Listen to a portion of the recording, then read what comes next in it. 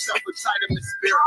Self-survive, I don't want to get near it. Before I made the appearance, I took a second, took a look in the mirror. This dialogue, the only thing that I fear. Y'all got me fucked up. It's all passion. It's tradition, it ain't fashion. There's no action. They make question, it's still passive. I think massive, no response, that's still tact. Y'all should quit rapping. Cheap shots, I'm cinematic. I ain't average, I'm an overthrow fanatic. I go, you lose and win like asthmatics. Shot first, that's automatic. I'm the best in my division. In the ghetto like the pigeons. In the hood like the engine. You a bird for that chicken. I don't fake split the sentence cause my mind made up, nigga. We in the end of time, but my time ain't up, nigga. I was young and running wild and wide-eyed like a cabbage patch. I had to get it as vivid.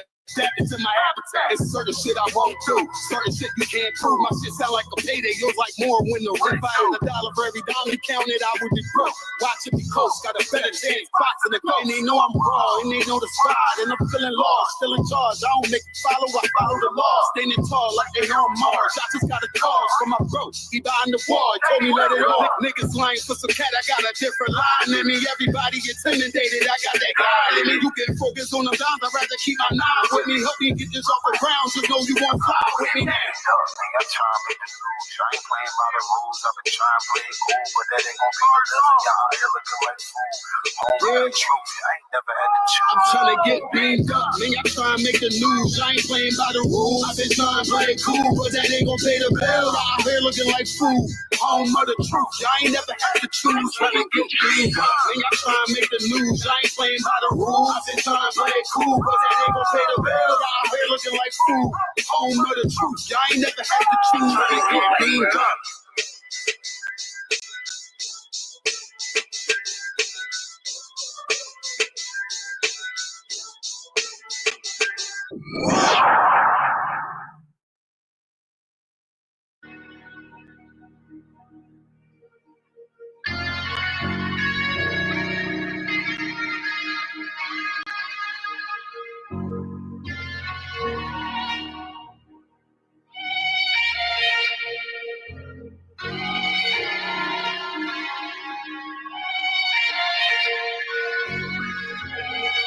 Seen heaven turn to hell, I gotta stay alive. Lord have mercy on my soul, stand by my side. I killed the old man and I watched him die.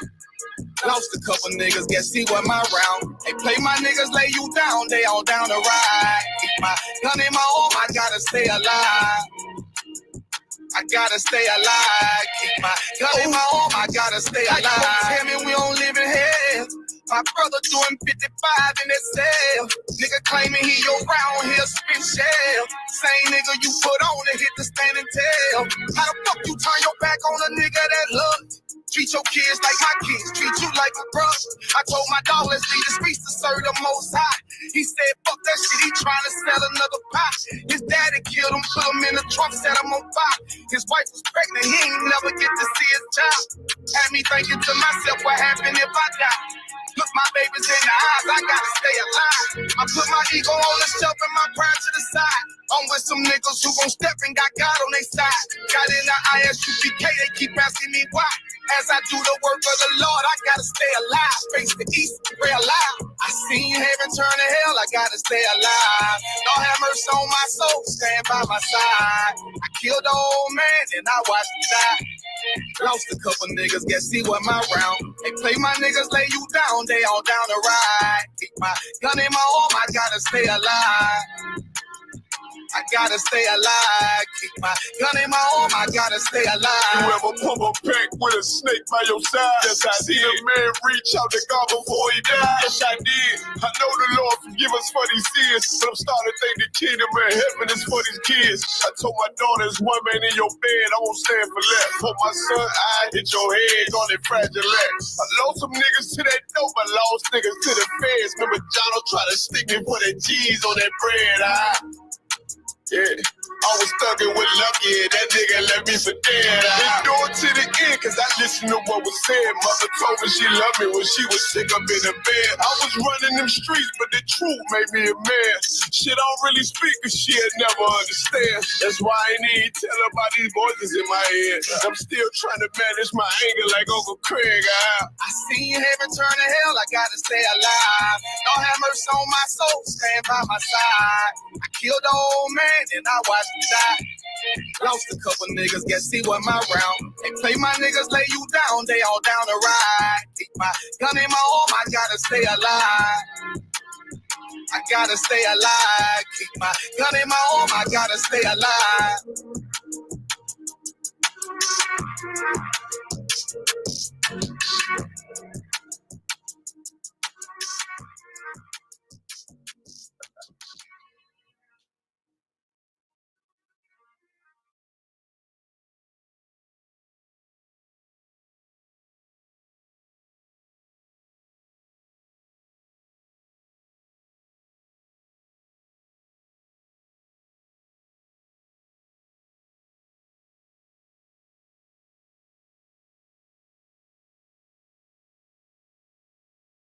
He try to save his life like he's scared of death. I got Hillstar on my body, bitch, I'm heaven sent.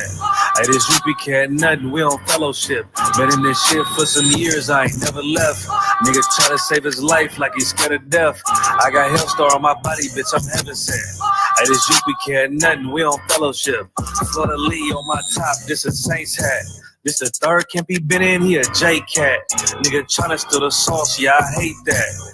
But I ain't make the rules, I can't change that. New bottle, new wine, yeah, I can't crack. Look, flag on the play, they grabbing face masks. Niggas always saving hoes where your cape at. The only killer that you know without no face tag. Hell yeah, my bitch bad, Proverbs 31. Yeah, this is not a drill, I be 30'd up. Yeah, he about to crack the sky, you better hurry up. It's all bad when you see us hang that jersey up. It's mad brick, I got the blick with my cover on. He a fed, he a op, got his cover blown.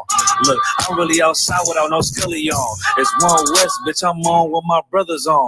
He got raped, then he left, he broke another oath. I got the play, we about to take another zone.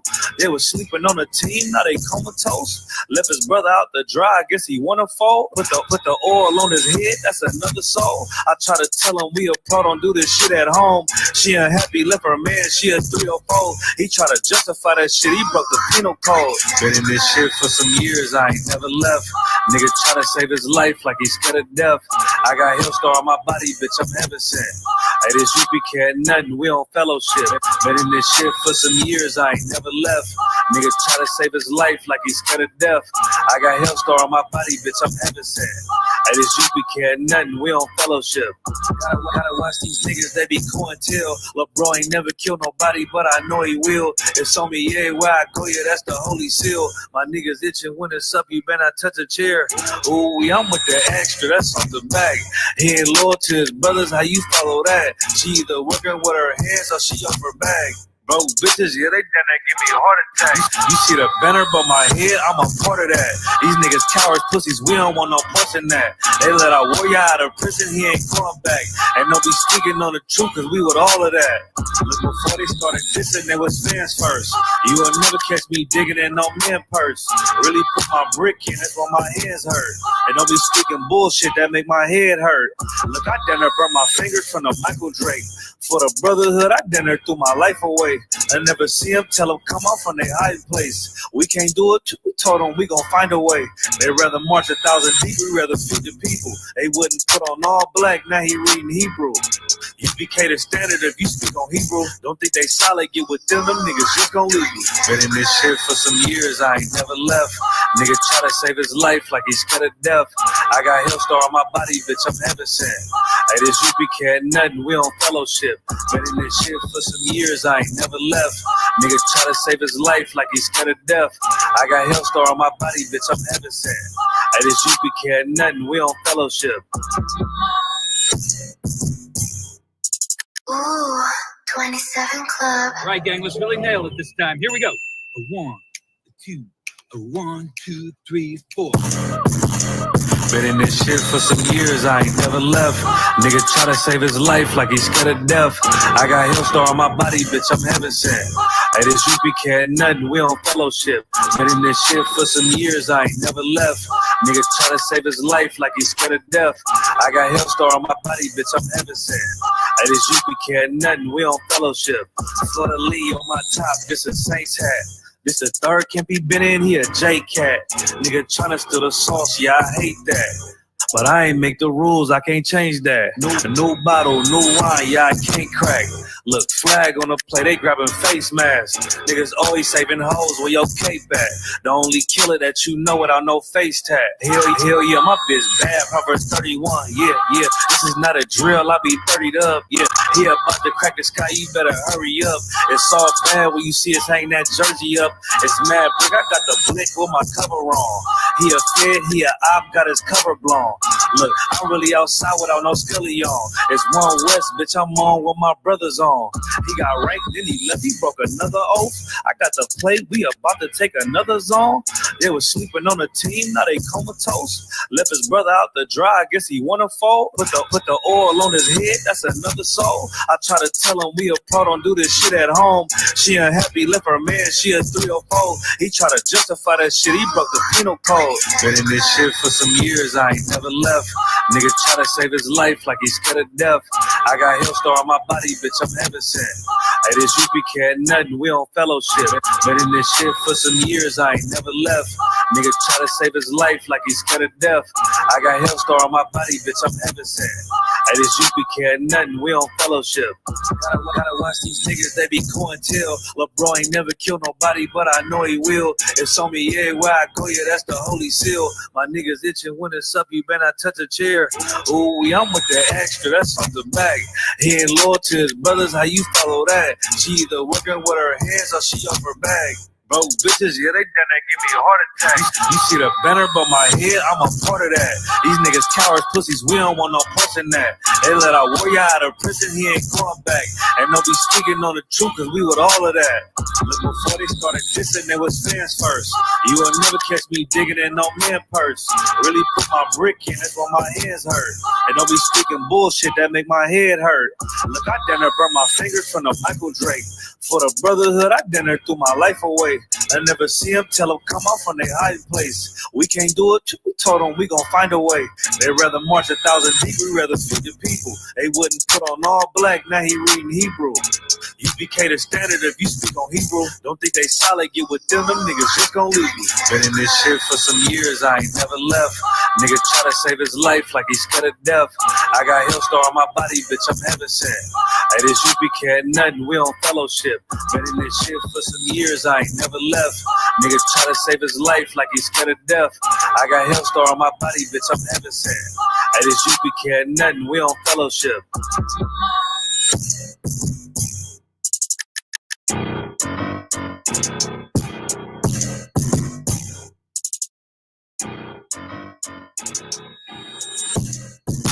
Hey, they might be outside. All right, don't let me yet.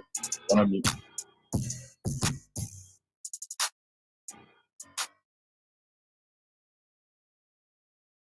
You're gonna meet me now. Let's clap it up, clap it up, clap it up for the class. Clap it up for the class. Hey, shout out to Nadazar. That's his song. That's for all you traders that lead One West, man. There's a lot of people. You know, shout out to this is gonna be funny. But shout out to Zabak from House of Israel. He said that ISBK are the HNICs of One West, and he was right. I just want that. Make sure y'all clip it, send it to that nigga. That's my boy. Like I mess with him like that, but he said on my page, ISBK are the HNICs of One West. Y'all know what HNIC stand for? Y'all you know what it stand for? Say it. Say it. Head nigga in charge. Yeah, head nigga in charge. Yeah, as we should be. Good. What prompted him to say that? Because I put up my post that said only ISBK is the only One West. Commander Jenny Honda is the only one stayed, and we still here. So he commented on there, and you know what's crazy? And he commented, Captain Taiwo is married to his cousin. So I told him, I said, you might as well come on in. And like, what you waiting on? But he did. Good. Wasn't that? I appreciate it.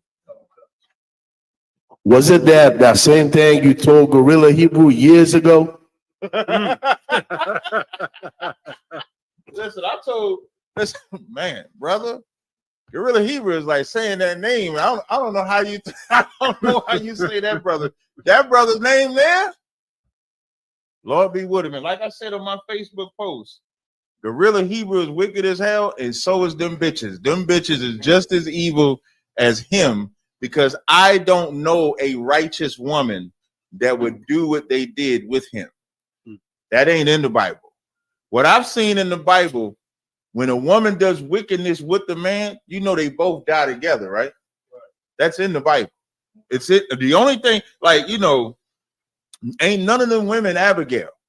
So all you bitches that was married to Gorilla Hebrew or still married, none of y'all are Abigail because you're telling the story. You're more like Malcolm X. You know why Malcolm X started telling on Elijah Muhammad? Who knows? Who knows? Okay. No, that ain't why he told. Y'all need a mic if y'all gonna answer. You better have it. You gonna grab the mic? You want to answer, right? Okay. If I may, sir, it was because he was told to be quiet. They would not reinstate him from his position. So you know what that means? The whole time Malcolm was allowed to talk. Oh, you sleeping with them underage girls? That's cool. I'm gonna be over here doing my thing, promoting. And then they told Malcolm, "You can't talk." Now they talking. So when you see all these women coming out the woodworks, these bitches is not innocent. They just, because if you want to be right, it ain't never about being right with yourself. That's selfish. It ain't even about, well, I just wanted to help him. That's even worse. You're not helping him. You're hurting him. And all it takes is a fallout, betrayal. They ain't getting no money. Maybe he won't let you plug him anymore. Who knows? Ain't no telling what type of freakiness was going on in there. But when it was all good, it was all good. And clearly, he trusted the hell out of these bitches. He trusted these bitches so much, he texted. He texted. I mean, my God, the evidence is so astounding. It's in a sense, it's shameful in a sense, because in some of the messages, one sister was like, "Well, I'm not calling none of these women sisters. They all bitches to me." One of them bitches was like, "Am I the only one?" And then he said something like, "Nah, I only let one like put in my butt." Something. I mean, it's shameful, man. It's shameful. But I'm here to, as General Hyman would always say, I'm here to answer all your questions, solve all your problems today, and we can solve that problem. The only problem with solving that problem is that it cannot be something where you want to get help, but then you don't listen to the help. Cannot be that. But today's topic is our oppressor is shocked that we would fight back. Carmelo Anthony defended himself. That's today's title. And the reason why I picked this particular title and the whole shocked, because the normal way, what is the normal story? What is the normal story? What should have happened in this story? So for those that y'all familiar with the story. Okay, so Carmelo Anthony is a brother in California, a brother in Houston, high school teenager in school, good grades, the whole 9 yards. And then he says, and then as he's at a tent, now the story is he was not at his tent. So the white boy comes, tell him he got to move. Now there's rumors that he was a bully. The rumors of, so we'll take the rumors to the side. But as he's coming to him, Carmelo looks at it as a threat and say, "Watch what happens if you touch me." So the white boy touches him, he stabs him. The white boy dies. So now I'm gonna ask y'all, what would have been the normal way for this to happen? Sis? No, that's not the normal. Well, that's not completion of the norm. What is the normal way? Because that's not the normal way. Y'all desire. You got a normal way? You don't know a normal way. Anybody? When you say the normal way, what you mean by that? What is the normal way when black people interact with white people in this fashion? What is the normal way? Oh, the normal thing will be my damn phone on here, man. Well, go ahead. The normal thing will be for them to submit to the will of the oppressor. Right. The normal way would have been for Carmelo to get up out his chair, go about his business. Carmelo was sick of that. So we're going to get into that, and I'm going to show you why white people were shocked and why we're shocked at when we see black people stand up to this oppressor, why it's so shocking to us and white people. We'll get into that. But for now, I'll take any questions that you have. Of course, if you got any questions, you want to type your questions in the chat. What zones do we have today in here? We got Florida with us. Let's get Florida a hand. We got Florida up in the building. Let's give them a hand. You know what I'm saying? Who else we got? We got Dallas. We got Dallas. Big up to Dallas. I know Dallas in Florida. If y'all want to say something, you can chime in at any time. Of course, we got any questions in the room? Any questions? We got questions online? We got one question online. I've seen a couple. You might want to scroll up because there was a brother that typed in questions before class started. I saw. I must have missed those. Yeah, it was in Acts. I think he had a question on Acts something. I'll check it for Yeah, if you go all the way up to the top, it was like Acts something. So I'll look for those. This brother asked, Salaki, sir, can I get a general breakdown of Hebrews 2:14? Good. Hebrews chapter 2, verse 14. Mm-hmm. For as much then as the children are partakers of flesh and blood, he also himself likewise took part of the same, that through death he might destroy him that had the power of death, that is the devil. So you want a general breakdown on what this is? What this is talking about? You got to go up. We could break it down outright. So read it from the top again. Khan, Hebrews chapter 2, verse 14. For as much then as the children are partakers. Go to read verse 9 in the same chapter. Verse 9. But we see Jesus, who is made. You can say Yahweh. But we see Yahushua, who is made a little lower than the angels for the suffering of death, crowned with glory, honor. So we know what that means. Christ, born down here, just like you and I, crowned with glory and honor, because he suffered and endured unto death, which is what you got to think about in these days and time. Like, Christ died on purpose. You trying not to die. But in order to not die, you have to live according to the commandments, which is different. Like, Christ came here knowing, can you imagine, like, his life was predestined, you might as well say. He knew when he was going to die, how he was going to die. He knew who was going to betray him. He knew all of that and did it anyway. Still obeyed. When you think about it, if you know you're going to die, you ever saw that? There was a song I was just listening to called 24 Hours to Live by Mace and the Locks. You ever heard that song, 24 Hours to Live? Just think, where would you go? What would you do? And in this song, 24 hours, because they knew they had 24 hours to live, they talking about all the things they're going to do because they know they're going to die in them 24 hours. None of it was righteous. None of it. They about to bang abroad. They about to blow the church up. They about to blow the police station up. All of that. Christ, knowing that he was about to die, still did what God said and was obedient to death. Whereas you that are living don't know when you're going to die, should be more obedient because you don't know. So now this is talking about Christ made a little lower than the angels for the suffering of death. Keep going. That he, by the grace of God, should taste death for every man. That he should take, like, he's taking the death for all of us. Like, he.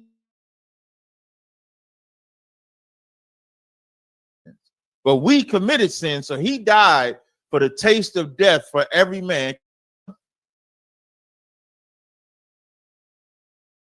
Read 14, what it's talk about in 14. So now read 14. Verse 14.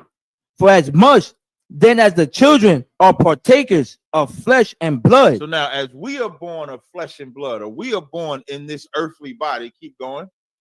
He also himself likewise took part of the same. And it is so important to understand him taking part the same, because right now, I think tomorrow is Good Friday. Right, I talked to my daughter before I did this class, and at school they got her Easter egg hunt. First thing I said was, "You know that's not real." She said, "Yeah, I know, Daddy. That's just what they did at the school." Now tomorrow is Good Friday, so they having an Easter egg hunt, and then tomorrow is Good Friday. You know why it's called Good Friday? Because they think it's good for Jesus to die, so that they can keep sinning. They think it's like we look at Christ's death as, I'm never gonna sin again, because he died for my sins. Right. Christians look at it like, I can sin because that nigga died for me. Just think about that. I can continue to be wicked, and it's good that Jesus died so I can stay being wicked because I don't have to keep the law. That's what they're saying. So now it says that we were likewise partakers of the same. Keep going. That through death he might destroy him that had the power of death. That is the devil. Now, the devil is you. The devil ain't just the demon that convinces you, because the demon does not take your hand and make you commit the sin. The thought comes in your head, like James, the first chapter says, let no man say when he is tempted, I'm tempted of God. But every temptation comes with your thought. Now, the more you listen to that thought, the more sin is conceived, and then you act on it. So without Christ, we couldn't go to the Most High without paying for what we did. And so that's the death that Christ tasted for us. Read 15.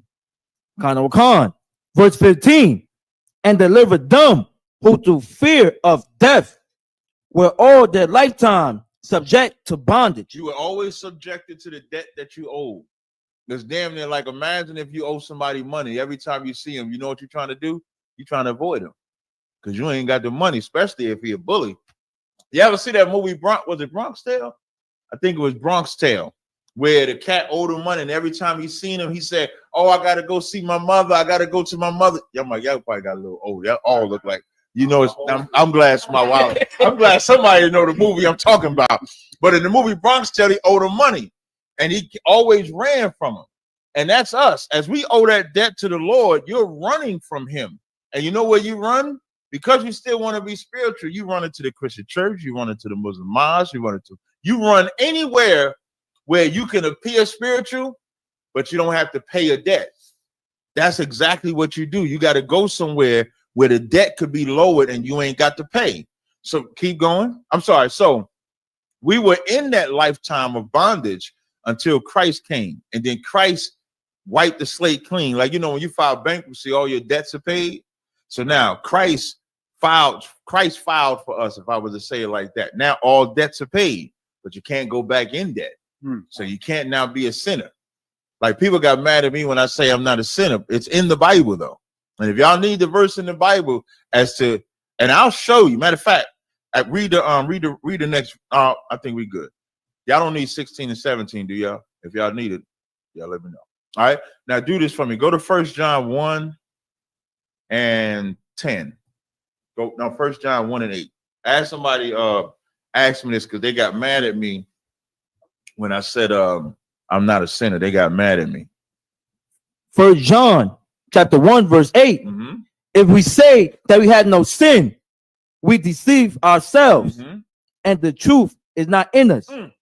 Now, I just said I'm not a sinner. So the truth not in me? Now I want you to hold this verse, stay right in 1 John, and go to 1 John 3 and 9. Khan.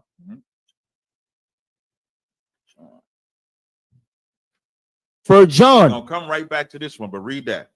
1 John chapter 3, verse 9. Whosoever is born of God do not commit sin. Now go back to 1 John 1 and 8. 1 John chapter 1, verse 8. If we say that we have no sin, we deceive ourselves. So how can you be born of God and not be a sinner? But then if you say you don't have no sin, we deceive ourselves. How are you going to answer that? Is there two mics or still only one mic? There's really one mic. All right, sister, you want to answer? The other one, it works, but it got kind of like a reverb. Okay. Come on, sis. By following the law, statutes, and commandments. Okay, that's not answering the question, though. The question I'm asking is, one verse says, if we follow God, we have no sin. The other verse says, the same writer says, if we say we have no sin, we deceive ourselves. So how do you explain it? So like it, sir, it's talking about the past sins that you committed. Exactly. That's what 1 John 1 and 8 is talking about. That's important. Like, you can't walk through them doors and you say I'm an innocent man. You can't do that. When you walk in them doors, you are a sinner. And then as you learning to obey God, learning what it is to do, what it is not to do, what's a sin, what's not a sin. Now, if God is in you, then you don't have sin. So 1 John 1, 8 through 10 is talking about when you start, when you repent. 1 John 3 and 9 is like, now I'm living for Christ. I'm living for the Most High. That's what that's talking about. All right. I'll take the next question. Khan. Quick one. Did Brother, you find that question that brother had? I did. Huh? You want that one? Yeah, because that was first. He asked it first. Brother says, Shalom, Yahweh Shmi Al Shabrakatah. Troopers of Carwan from Dallas, Texas. Salakia Adawan is Acts 18 and 13. What's the law that he broke? All right. Let's read it. Acts chapter 18, verse 13, saying, this fellow persuaded men to worship God contrary to the law. Let me see. Go up. So what this is talking about, when you read the story, I'm trying to see where I can start you at. Go to Acts 18 and 1. Acts chapter 18, verse 1. After these things, Paul departed from Athens and came to Corinth. So now, this is right after Paul gets the order from Christ to go and teach Christ. Because remember, Paul at one time was persecuting Christians. I'm saying that word because that's the word that's in the Bible, Acts 11 and 18. If you as followers of Christ, they derogate, and it was like, if we say nigga today, that's what Christian was back then, right? So as Paul is persecuting followers of Christ, Christ meets Paul. Now Paul is teaching to follow Christ. That's important. So now go to verse, he wanted Acts 18 and 13. Read Acts 18 and 11. Verse 11. And he continued there a year and 6 months, teaching the word of God among them. So now as Paul is teaching the word of the Most High, what else is he teaching? He's teaching about Christ. He's teaching about Yahushua at the same time. Read verse 12. Verse 12. And when Galileo was the deputy of Achaia, the Jews made insurrection with one accord against Paul and brought him to the judgment seat. Now here we go. Here's one of the first of many battles that Paul and the disciples had.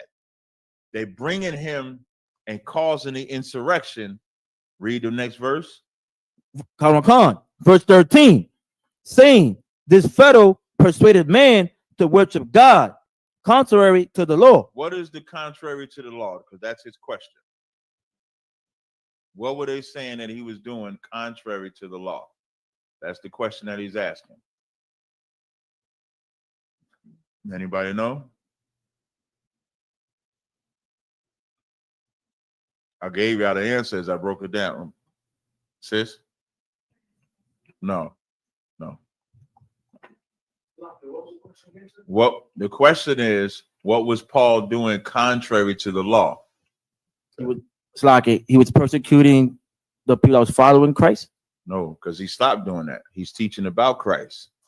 So what are they saying he's doing contrary to the law? With Gentiles? Nah, they ain't, this ain't 2025. So they don't even, it's all Israel.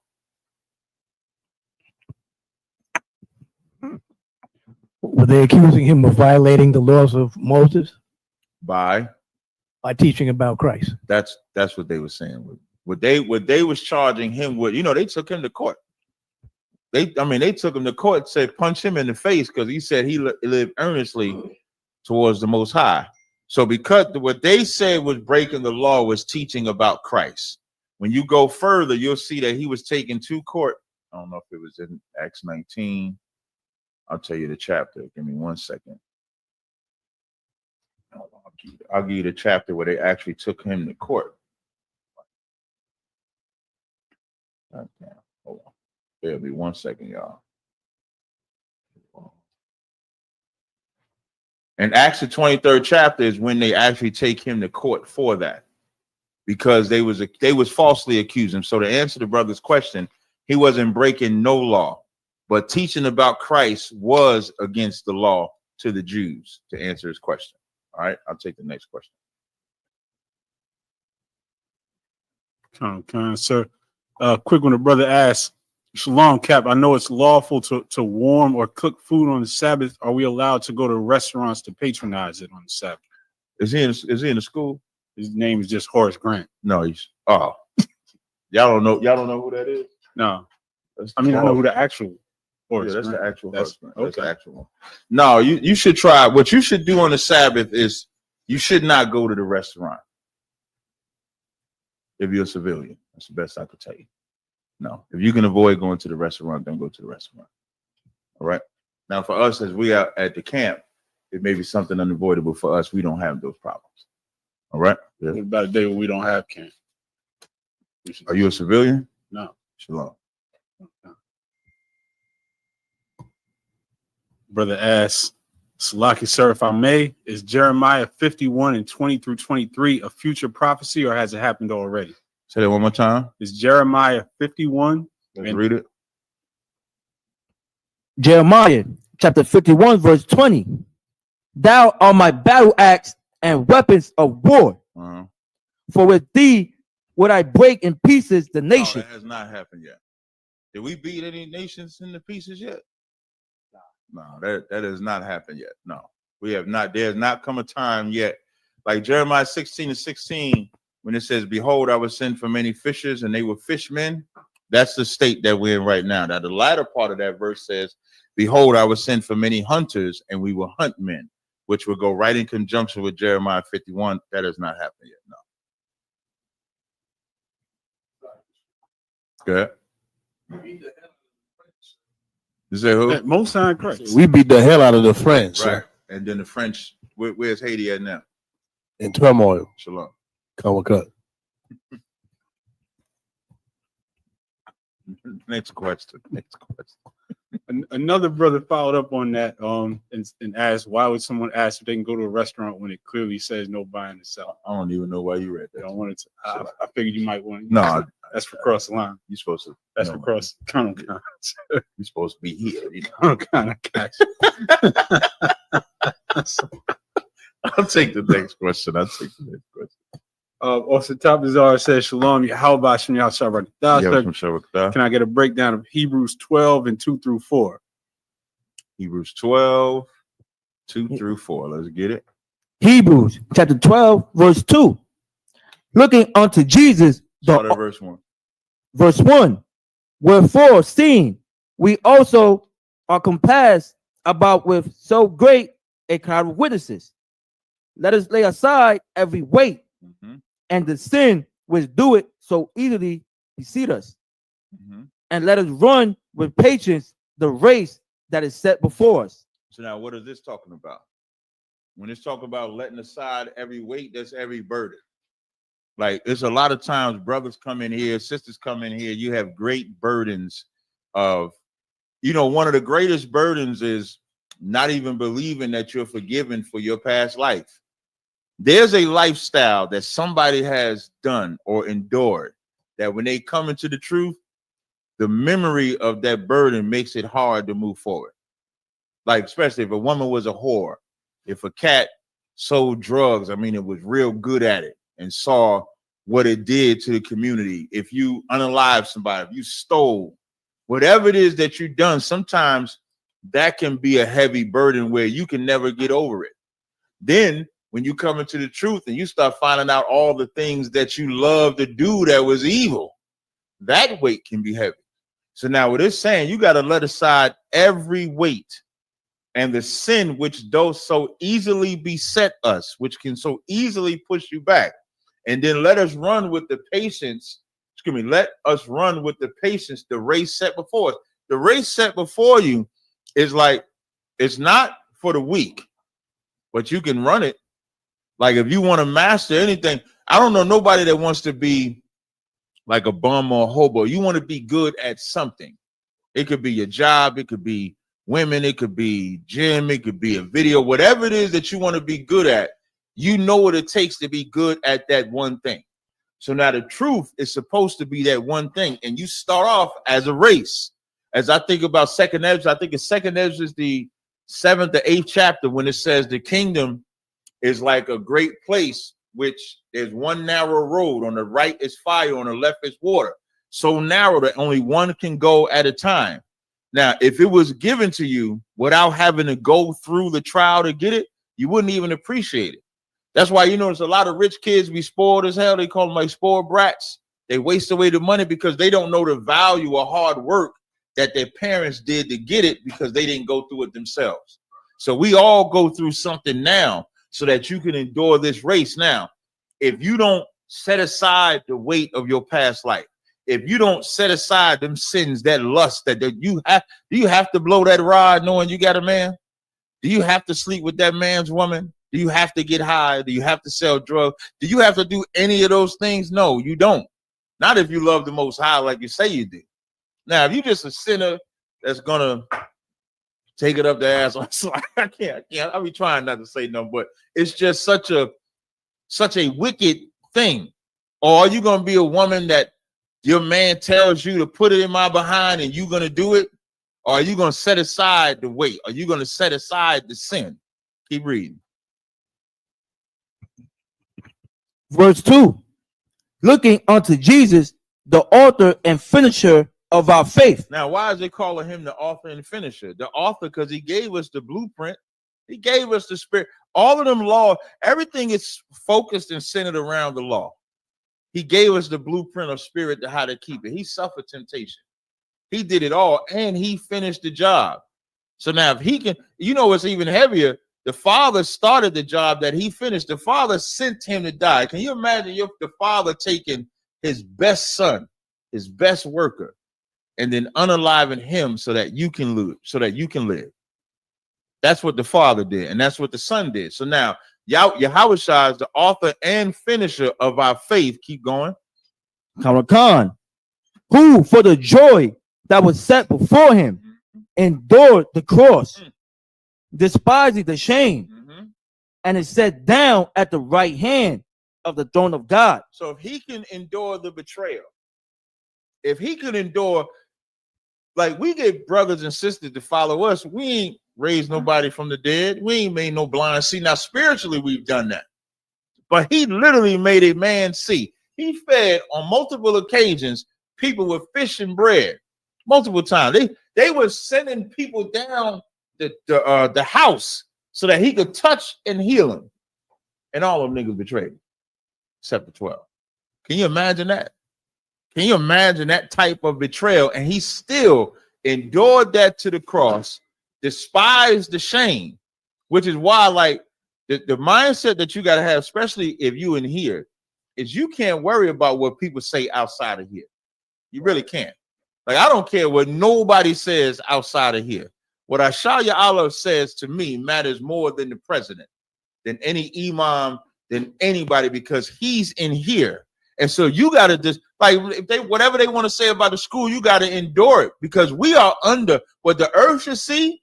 Like Sakari, for example, if Sakari wanted to be right and have a contrite spirit, they would all get in all black in every zone that they in and get into this school so they can be raised right. That's the only way Sakari has a broken spirit and contrite heart. The more that Sakari fights for Gorilla to have that seat, fight to forgive that brother, instead of getting all black and getting in here, it's just going to get worse and worse and worse. Now, that's from the Lord. That ain't from me. And you ain't got to believe me. Just watch. And that's to all you. Y'all can clip that too. Tell them Sakari cats, get in all black, because until you do, you just fulfilling your lust. Because what you should understand, like that Ariella cat, he got a really feminine spirit on. You want me to prove it? His friend in the world was a gay man that he was pledging with, that he left the feast day to go hang with his gay friend, lived with this gay friend. And then the man that he picked as his leader, also gay. Let that sizzle in your spirit. Keep going, keep going, keep going. Khan, verse 3. For consider him that endured such contradiction of sinners against himself, lest ye be weary and faint in your minds. Keep now read that part again, because this is I'm assuming in 3 and 4 is where he has the question at. Khan, for consider him that endured such contradiction of sinners against himself. What does that part mean? For consider him that endured such contradictions of sinners against himself, lest ye be weary and faint in your minds. What does that part mean? It's very, very easy. Very, very easy. It's very, very easy. I'm gonna read. You want me to read it one more time? Well, let's read it. We're gonna read it step by step. Okay? Karakan, verse 3. For consider him that endured such contradiction of sinners against himself. What does that part mean? Just that part. Yatazar. So like basically, he suffered at the hand of sinners for no damn reason. It wasn't like But he what did he something suffer? wrong. What did he suffer? He suffered them calling him evil, They say right. Give me more. calling him evil, and saying that he works for Satan. There you Like go. all Now the- you want it. That's the contradiction. And y'all should understand that when we say God don't love everybody, they say we're a contradiction. When we say Joseph is the father, we're the contradiction. Now remember, this is off the back end of him enduring the cross, despising the shame. Now consider him that endures such contradiction of sinners against himself. Now, if he's going through that, read after himself. Karakan, lest ye be worried and Weary. Salaki, and faint in your mind. So what he's saying is, if Yahushua can endure the greatest contradiction, and he getting contradiction from sinners, and he's not a sinner, you should not be wearied or faint in your minds. And you cannot, like, you can't be weary when your mama's saying how long you're going to be in that. When your rib is saying how long you going to camp. For you Hebrew Academy graduates, how many Sundays y'all had to give up? I'm pretty sure your rib was mad as hell. You got to travel down. You got a minute. Are you going to be an instructor again?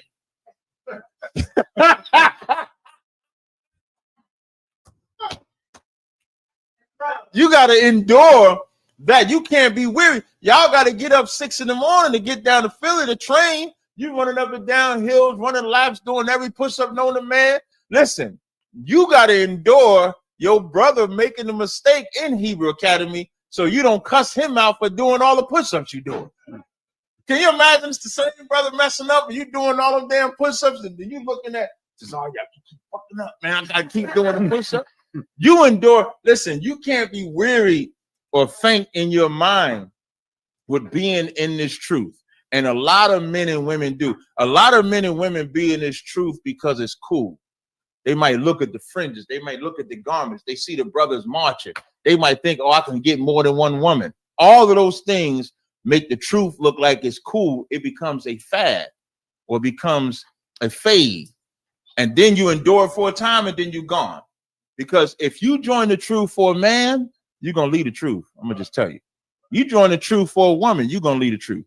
You join the truth for rank, you are not staying in this truth at all. Because once you don't, if you join the truth for rank, you ain't never even gonna get it. You know how many brothers I know when I used to sit bored? You know how many brothers I know we say a rank demon? We call it a rank demon. They have, because they think that at this point, I remember when I was a young man, y'all, first of all, I want to tell you, y'all spoiled. Y'all didn't grow up like me. Like if New York ever want to know why it takes so long to get a rank raise, because of how I was raised. Like we didn't get a rank raise so easily. Like I ain't get my first rank raise for maybe like 2 years, something like that. But in your brain, you be thinking, oh, I wish somebody was in the car with me with this brother thought he should get a rank raise because he got a permit every week. But that's what brothers think. I remember I'm thinking, okay, well, I'm doing this, maybe I'm gonna get a rank raise. And you be thinking at this major council, you're getting the rank raise. And then you don't get the rank raise, and it's like, what do you do? And if you join to get that rank raise, you will not be in here because you're gonna get disappointed. If you join for a woman and you don't get that woman, you're gonna leave because you're gonna be disappointed. If you join for that man, and that man was beautiful, made you smile, and he was your everything. You know when he stopped being your everything? Who knows? Yatazar. I know Yatazar. I know Yatazar. When did he stop being your everything? When you get that third rib. When you get that third rib. Listen, when that woman is that new rib, oh, that woman is everything. And you know what starts settling in that woman's mind? Damn, he's so fine. You know he's gonna get another one. And then they call themselves preparing for it, and then you get another one. And if you join the truth for that man, you'll leave because you won't look at him as yours. So that verse is saying, be wearied and screaming, lest ye be wearied and faint in your minds. You cannot be in this truth for anything other than the love of the Most High, the love of our King Christ. You start there. Then you get the brotherhood. Then you get the sisterhood. You keeping these commandments, but it can't be for something tangible that can disappear. You were gonna say something, Yadazar? I was gonna say also, I don't want the children, you know, having the peer pressure at school. Oh yeah, everybody hell is yeah. doing something, and then they gotta come home and they can celebrate Christmas. They Right. can do all the things that Yeah. society says normal. That's a hard battle too. Them kids are put pressure on you. Let your little girl come home and she crying because she ain't get the Barbie doll she wanted, and she see her girlfriends come back from Christmas recess. Daddy, they got all their gifts and shit. If you weak and weary, you'll find a reason to get that Barbie doll. You'll find a reason to try to make it up to her instead of just telling her Santa Claus is not real. Their parents bought it. Instead of just telling the truth. Read the next verse. Khan, verse 4.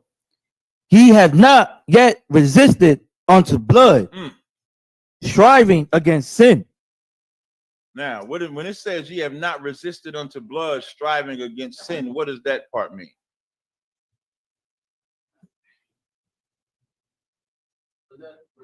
Verse 4, yep. Mm-hmm. Mm-hmm. Ye have not yet resisted unto blood, meaning that you haven't resisted facing death. A little different. When it's saying, now remember, everything is about you.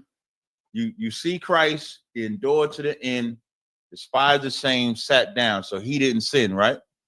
Then the next verse is saying, considering that he endured the contradictions, lest ye be weary and faint in your minds. Then when it says, ye have not resisted unto blood, striving against sin. What does that part mean? Read verse 5. But now he didn't ask about 5. 5 may help y'all. Read verse 5. Khan, verse 5. And ye have forgotten the exhortation which speaketh unto you as unto children. My son, despise not thou the chastening of the Lord, nor faint when thou art rebuked of him. So now, how do you get chastened by the Lord? Very easy answer. How do you get chastened or rebuked by the Lord? Sis, that's not good enough. How do you get chastened? What causes, maybe I'll word it better. What causes you to get chastened or rebuked by the Lord? But what causes it? Only one thing causes it. Sinning. So when it says ye have not resisted unto blood, meaning you ain't remembered the punishment of blood. When it says striving against sin, you have forgotten. You have not resisted, meaning you ain't forgetting that if you do break this commandment, what's coming with that? The chastening of the Lord, right? The rebuke of the Lord, right? So if you get weary, if you get faint, ye have not resisted unto blood, striving against sin, you lost against sin. That's why verse 5 says, and ye have forgotten the exhortation which speaketh unto you as unto children. My son, despise not the chastening of the Lord. What comes with striving against sin, or what comes with sin? Chastening from the Most High. All right. Does everybody understand? If you don't, just let me know. Okay. All right. I'll take the next question. Colonel Khan, Baltimore has a question. There's something you was mentioning not too long ago. Something that happened recently in the Levite community. There's this sister, Christian, young sister. She just graduated school and went into journalism. And she's she got engaged with this brother in the same church. Now she told him that, you know, we're not gonna have sex until we marry.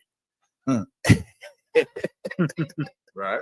So then he was having doubt about her and was watching her for a while until he got the password to her phone. When he went to her phone, out of one, I mean, she's like a whole porn star out there. Good you Lord. know, getting by some brother. I So bet he you was said the brother intelligent, or was the brother? Well, the in brother in is world? what we will call like a vagabond in Haiti, smoking weed, like we'll call a The bum. one that she was sleeping with, right? Right. And then the one that she didn't want to sleep with, it was a good, clean, wholesome cat, right? Right. The church, the church boy. That lets you know women want thugs. Now let me That's why UPK attracted, because we the real niggas, So what the brother did is so wait, before you do that, all these prissy ass women always get done just like that. Brothers, you gotta have a greater discernment, man. That woman talk about she ain't. Okay, finish with the story. Let me get the point of your story. Because so the brother, he sent the videos that was on her phone. He sent the video to her people, to her people's like close people to show that it's over. The engagement is over. This is what she's out there doing, while she's telling him that no sex until they actually get married. That's rough. And they was actually engaged. So somebody end up putting it on social media. So it's a big thing because this church girl who's in journalism, right? Because she's a public figure now, she's 10 times more famous. Yeah, they all hope. Right, than she was already. Now, everybody in the church is telling her, courage, don't stone her. Don't stone her. Right. They using the passage where Christ said, Christ said, who is without sin, cast the first stone. Right. So they're using that passage, but nobody is addressing the brother. They all, encouraging her to stay strong. This Ain't is not nobody over. comfort the brother for trusting his hoe. And nobody like saying something as far as the brother was engaged with this woman. So I am going to address it, but I wanted to tell you and see, what you gonna address it with? What you gonna say? Well, that the Christian church, produce these type of women. The Christian church is a place where you go, like General Muhammad will say, where dirty people go to feel clean, but they're actually not clean. They full of leaven. They full of hypocrisy. Now, what you think she was doing before she got married? Before she got engaged? Yeah, no, before she got married, she was already engaged, right? She's engaged with the brother. Engaged with the brother, right? She having sex with her. What was she doing? She was having sex. Why was she having sex? Because she's a whore. It's true, but why was she having sex? Because she has desires. Now remember, she don't want to have sex with him until she's married. Now, what is marriage? Now, is it the same thing with Levi as it is with America? Like a piece of paper? Right. So now what does that paper mean to them? To her, that paper will mean the actual marriage. Yeah, see, now, because when you attack the Christian church, you want to show them that paper means nothing. The paper is what promotes whoredom. That marriage certificate makes everybody be a whore. Every single person. There's nobody on the planet outside of here that's not a whore out there that believes that unless I have that paper, I'm not married. That's what they all believe. So you got to attack that paper means nothing, because had she been brought up right, you know what she would know? She would know that man, that's the drug addict, that's her husband. Now, would she have married him? Probably not. No, because she can't bring him to the family. She can't bring him home, but she can hide him. She can sneaky link him, because she's taught that when she gets this paper, then men are taught, and this is a sad thing because women are not normally taught this, but men are taught. I know my daddy says, sow your oats before you get married. You ever heard that term, sow your oats? Sowing your oats is like, get it all out the way, because once you get married, you can't do that no more. That's the lie that we're taught.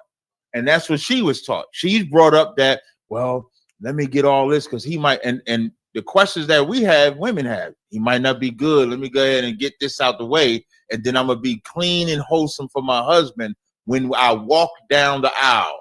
They look at that as being born again. For women, they born again when they walk down the aisle. So they do all their whole phasing then. So if you attack it, you got to attack that marriage certificate, and you got to attack sex as marriage.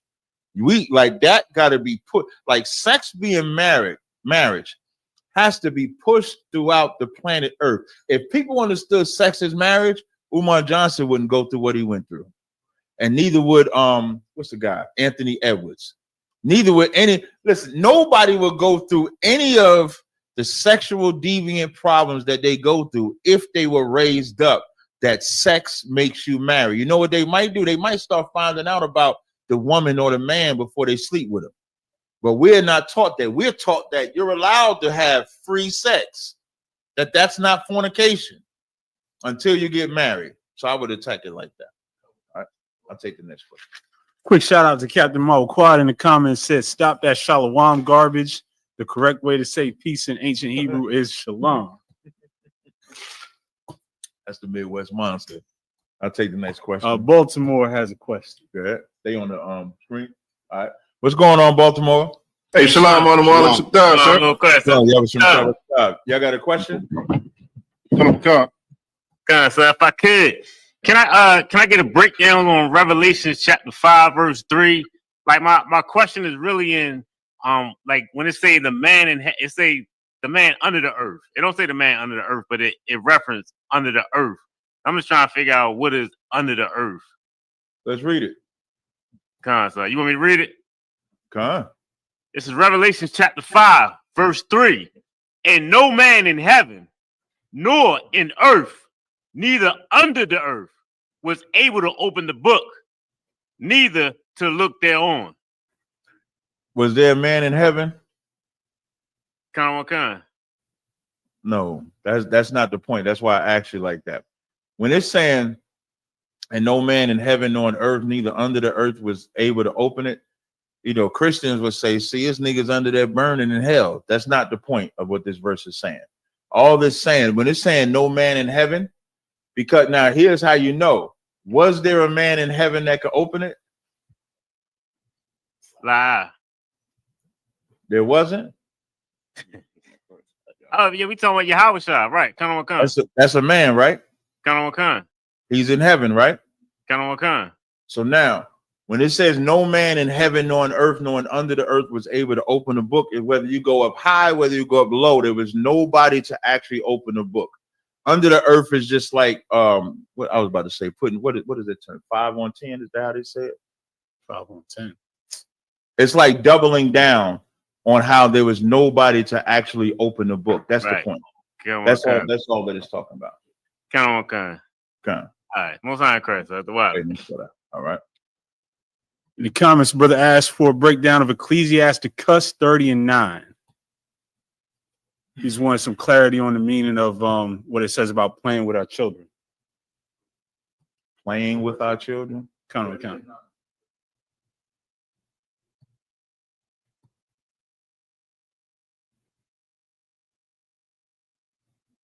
Ecclesiasticus chapter 30, verse 9. Conquer thy child. What does that mean, conquer? I know y'all gotta look it up. Oh, you know what it means? Like to pamper, to coddle. It means what? Like to coddle the child. There you go. So now, to conquer the child means to pamper or spoil, right? So now, so instead of conquer, it says, spoil thy child, and he shall make thee afraid. What does that mean? Yadazar. Meaning, if you pamper a child and don't discipline them, that same child one day will be terrifying unto you. That's correct, because he'll never learn to. You want to say something, Khan? So what I was going to say is that an undisciplined child becomes an undisciplined adult. Yes. So now when it says make thee afraid, you play with your kids too much and they won't never listen to you. Women do this. You know what women turn their kids into? They turn them into their girlfriends. They turn them into their friends. If they got sons without a father, they turn them into their boyfriends. They have an Oedipus complex. So now they conversating with them like they in a relationship with them instead of having a parent-child relationship. And fathers got to do the same thing. But this, both of them are saying is when it says conquer thy child and he shall make thee afraid, play with him, and he will bring thee to heaviness. It's talking about doing it too much. It's not talking about not having fun with them. Remember, the point of Ecclesiasticus is for wisdom. So wisdom says there's only so far I go with my kid. When I had knockers out of my car chronicles, I let him play a little bit. Then at some point, hey, sit in the back, put your seatbelt on. And he do it. Thank you. And then I say, thank you. So he can understand when it's discipline and when it's fun. When it's discipline and when you can go play. But now you got to stop playing. You have to do more. Read verse 10, same chapter. And go straight to 11. Verse 10.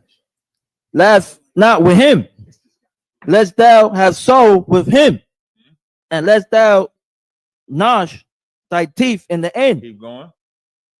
Give him no liberty in his youth. Why is it saying give him no liberty in his youth? You can't wait till you're a teenager. You ever hear that term? I'm gonna wait till you get older. He'll learn it when he get older. Listen, I had my son, I think at maybe 2 years old, I gave him my iPhone. He know how to go to YouTube. He can find the cartoon channel he want to watch, and he just doing this. He know when to stop, which one he want to watch. He learning all that. You know why? Because kids are smarter than you think. Kids are learning everything about a child. When that child can't talk to they like 1.5 or whatever, all they could do is just look and observe. And just like they know how to reach out, they know how to eat, they know how to watch, they know how to do all of that. So when you see them do something that you know they should not do, and you laugh at it like it's funny, you're teaching them, hey, I should do that again because daddy laughed when I did it the first time, so he gonna laugh when I do it the second time. Now, when you say no, don't do that, then their brain is gonna say, if I do that, daddy is gonna say no. So you have to make sure in their youth that you are disciplining them so that they can be trained as they get older. All right. Take the next question. Kind of a quick one. The brother asks, Salakia Adawan, if I may, can I get a breakdown of the meaning of Deuteronomy 23 and verse 8? No, usually it's 7. I'm surprised we got 8. Deuteronomy chapter 23, verse 8. Oh, well, you got to read 7. Verse 7. Thou shalt not abhor an Edomite, for he is thy brother. Thou shalt not abhor an Egyptian, because thou was a stranger in his land. Now read verse 8. So now we know we talk about Edomites and we talk about Egyptians. Verse 8. The children that are begotten of them shall enter into the congregation of the Lord in their third generation. So who can break that down? Remember, it said the children begotten of them shall enter. I'm listening. Did everybody get a piece of 11 bread? I did not. I thought y'all was hating for a second. You want another? Yep, I sure do. Don't hate on me. Don't tread on me, man. I'm just messing up.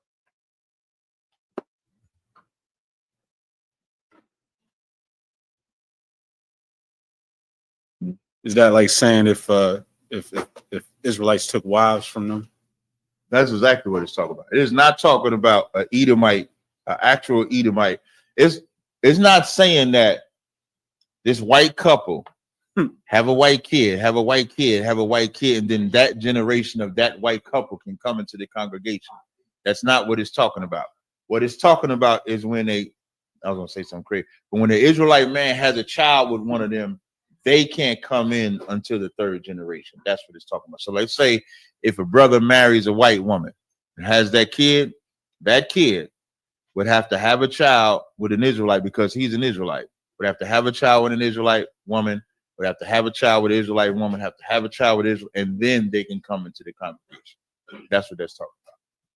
I'm gonna say it one more time so y'all can understand. This is not saying white people can come into the or Egyptians can come into the congregation in the third generation. This is saying an Israelite that has a child by an Egyptian or an Edomite, that child cannot come in until that family line. So the house of Tazariak could not come into the congregation to the third generation if I slept with an Egyptian. That's what that's saying. All right. Who made the unleavened bread? I already prepared it. I fried it. Most High in Christ. Give Yadazar and his ribs. That house of Yadazar. Good job, bro.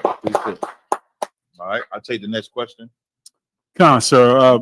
Brother asks what the significance of the garment is in Christ's wedding parable of Matthew 22 and 11 through 13. Let's watch this.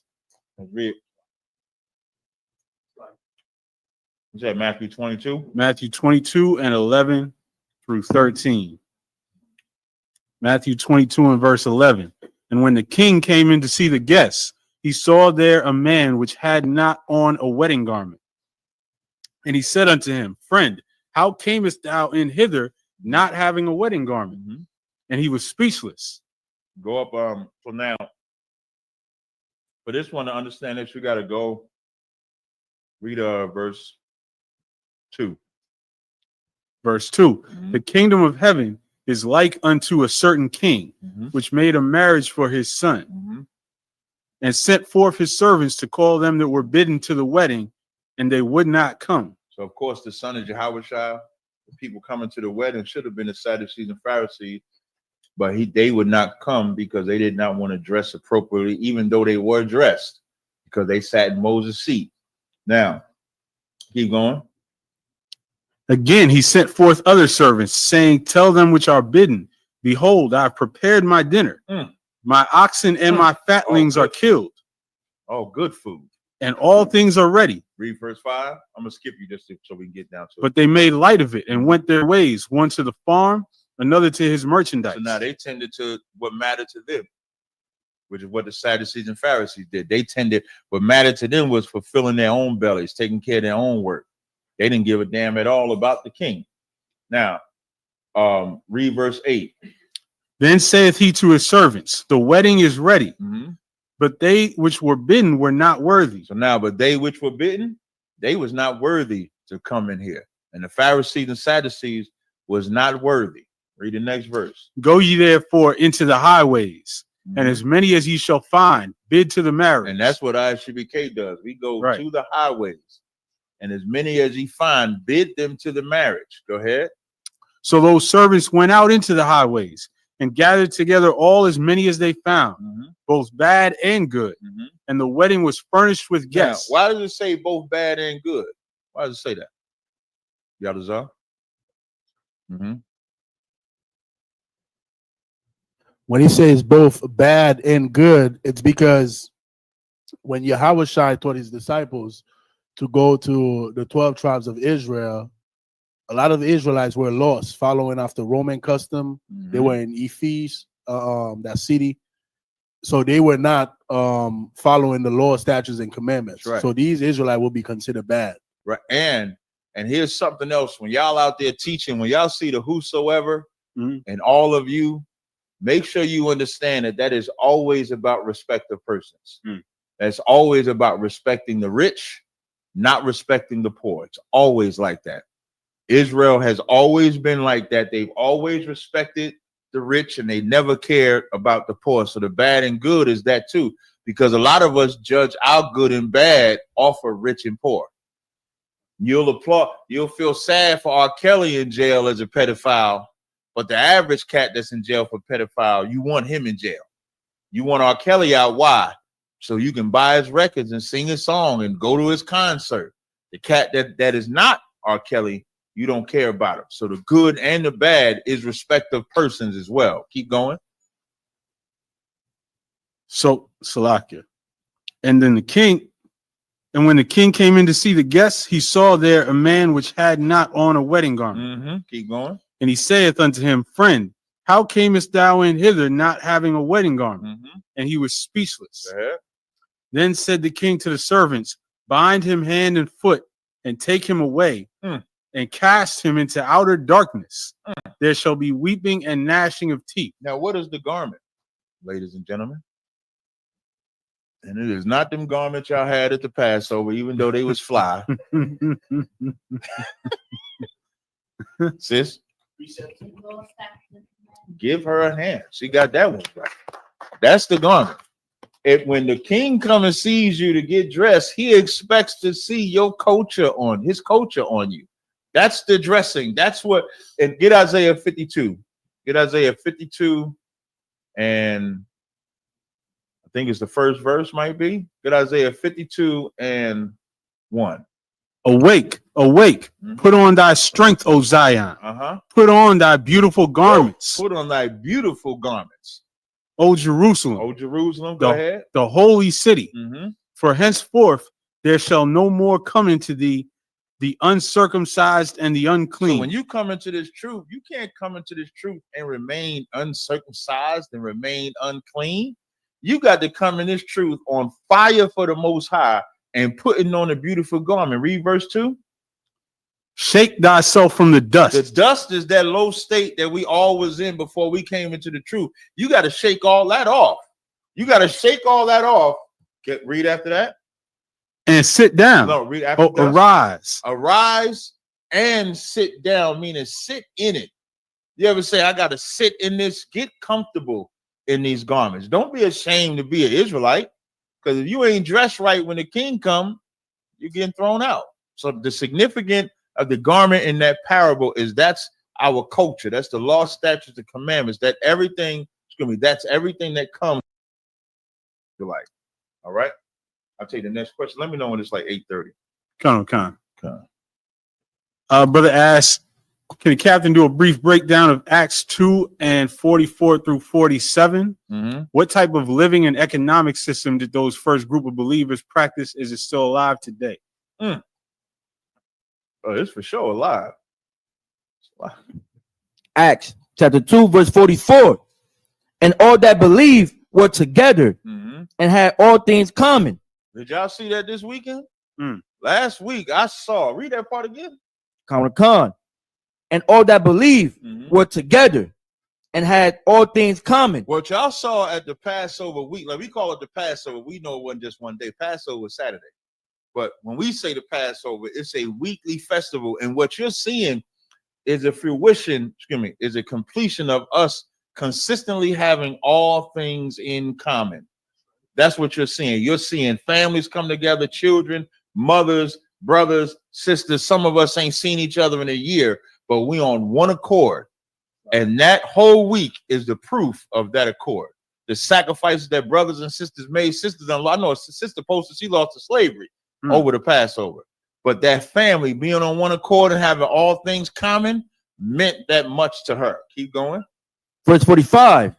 And sold their possessions and goods and parted them to all men as every man had need. The way you do that today is you go to isupk.com. They got this link called Tithes and Donations, and you give it up. If you in a city like a New York City, you bring your food, your clothing, your items that we can distribute to whoever needs them. That goes everywhere. California, Chicago, Indianapolis, no matter where it is, your possessions, your goods, you give them to the men, and then we give them out as they need.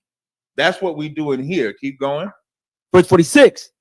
And they, continuing daily with one accord in the temple and breaking bread from house to house, they eat their meat with gladness and singleness of heart. And that's why nobody starves in here. You let a brother be hungry, he gonna get fed. You let a sister need something, she gonna get it. So to answer the brother's question, that's what they did back then, and that's what we have done in ISUPK since 1969. That's what Commander Jenny Hanna has laid down since. So if you want to see it in real time, you have to get up in here.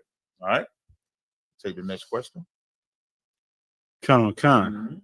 Brother asks Salakia Adawan, can I get a breakdown on Colossians 2 and 16, Baba Shah? Yeah.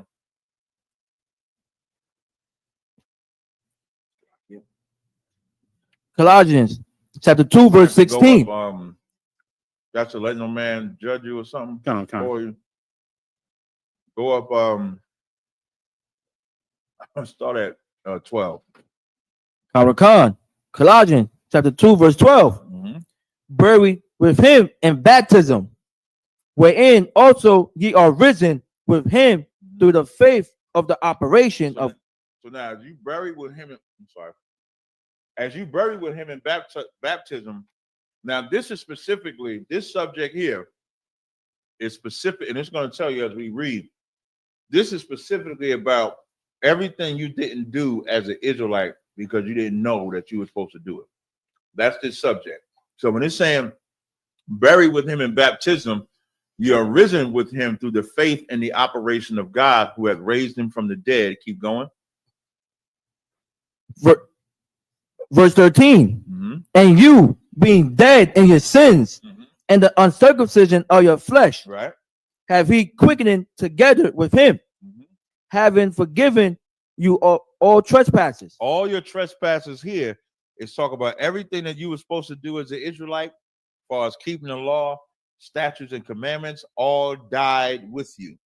So it's not just talk about adultery, pork, lying. It's also talk about them Passovers you didn't keep, the Day of Atonement you didn't keep, any feast day that you didn't keep. It's talking about that too. Keep going.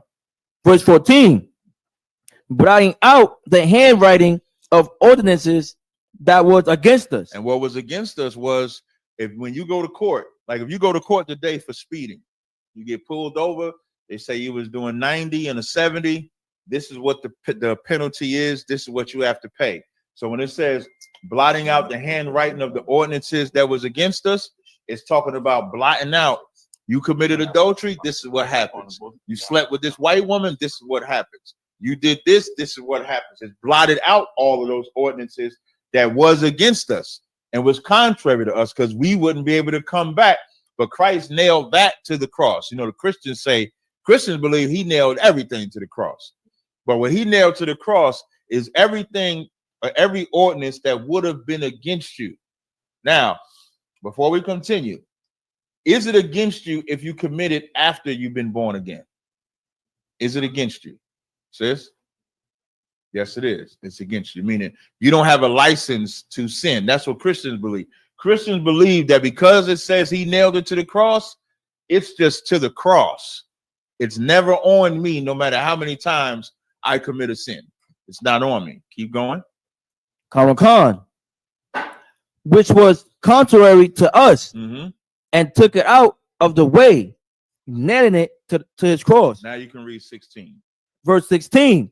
Let no man therefore judge you in meat or in drink or respect of an holy day or of the new moon or of the Sabbath days. So now the reason why that's there when it says let no man judge you, because normally if you didn't keep a Passover, you could be cut off. You didn't keep the Sabbath, you could be cut off. So now the reason why nobody can judge you for what you didn't do is because Christ nailed the judgment to the cross. But now once you nail it and you repent, you got to keep that Passover. You got to keep them feast days. You got to keep them Sabbath days. That's what that's talking about. All right.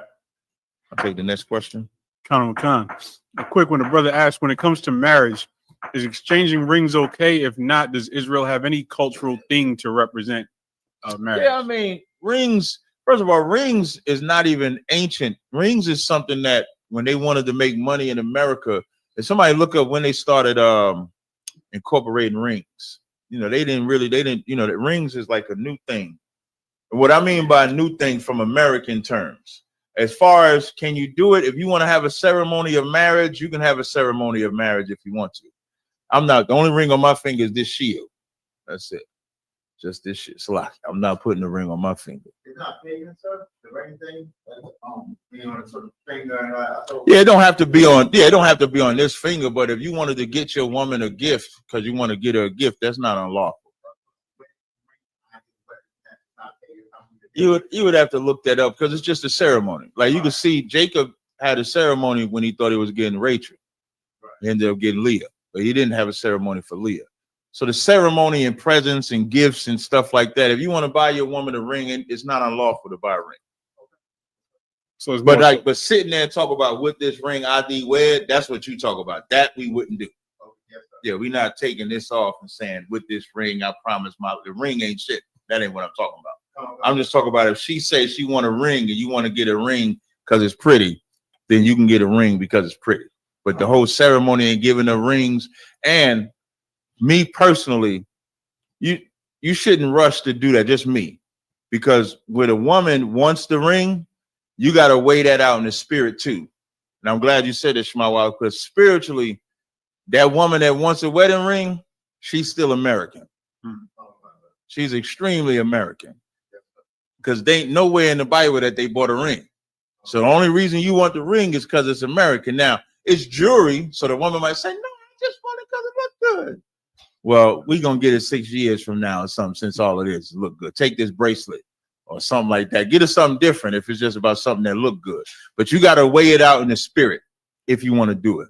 The ceremony itself is not unlawful. Hazahab. You kind what I was asking you? Kind. Yeah. This is from weddingshopinc.com. It wasn't until World War II that men started wearing wedding bands to remind them of their wives back home. It was also a way to show their commitment. Come on, sir. Yeah. It was also a way to show their commitment to their wives while overseas. Yeah. Now, you know what that is. Their wives didn't want them having sex with nobody else. And so, you know, to this day, and here's the crazy part, you know what men do to convince the woman that's going to sleep with them anyway? They either take the ring off, they twist it, or do something stupid. And then a simple ass broad sleeps with them anyway. So no, you don't have to get a ring. You got to weigh that out. It's almost like blonde hair, right? But I don't know if I could blonde hair. That's some wicked shit. That's some crazy shit with the blonde hair. Okay, let me see. It's like anything that's not unlawful, but spiritually it could be American or it could be really Esau. You want to weigh that out in the spirit to see, am I doing this because I have not defeated this spirit here, or am I doing this just because I want to get a nice ring or something like that? All right. I'll take the next question. Con. Brother asked about Ezekiel 16 and 36 through 41. Is that a prophecy of our current captivity? 16 and 36 through 41.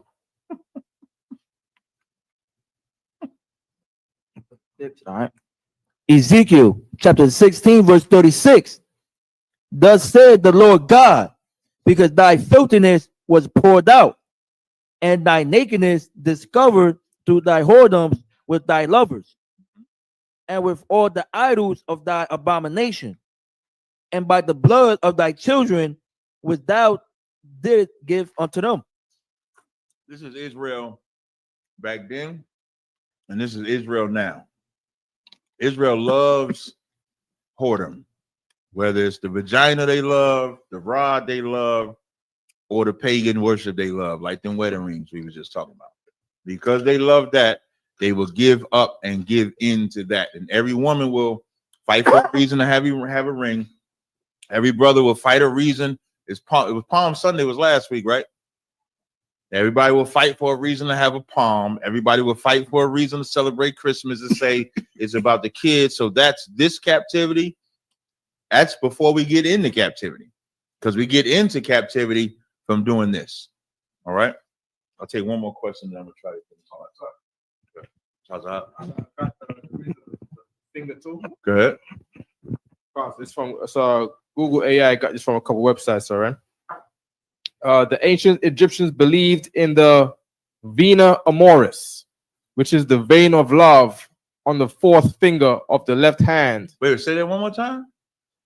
Ancient Egyptians believed in the vena amoris, which means the vein of love on the fourth finger of the left hand. So when they put it on the fourth finger, that's for Venus. But you saw it's Venus? They didn't say Venus. Vena is to say vein. Vena. Oh, okay. Yeah, and amoris is to say love. Vein of love. Then I would say no. You should not get the ring. The ceremony is okay. That ring, it'd be hard pressed. Yeah, it'd be hard. It'd be hard pressed for the ring. It'd be hard pressed. You ask my ribs about rings. I tell you, it's a lot. The Lord be with you.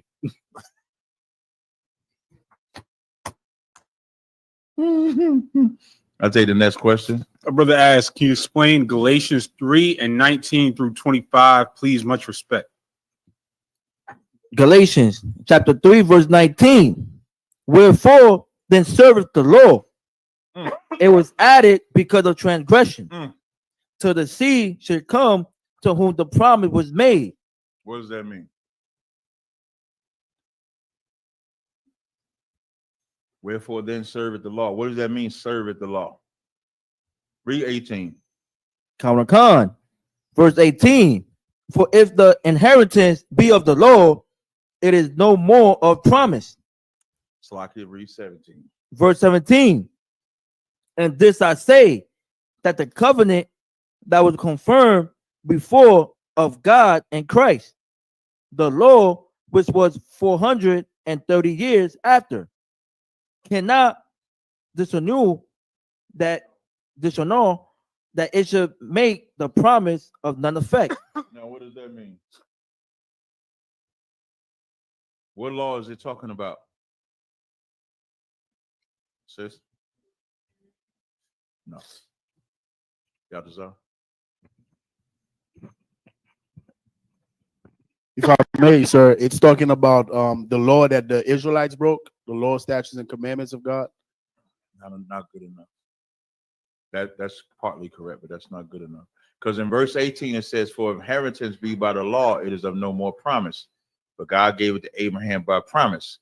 Now, quick yes or no, y'all all agree that the law was here before we came out of Egypt, right? Okay, so the law that was 430 years later cannot disannul. What is that law? Become? Salaki, so would that be the law of circumcision? No.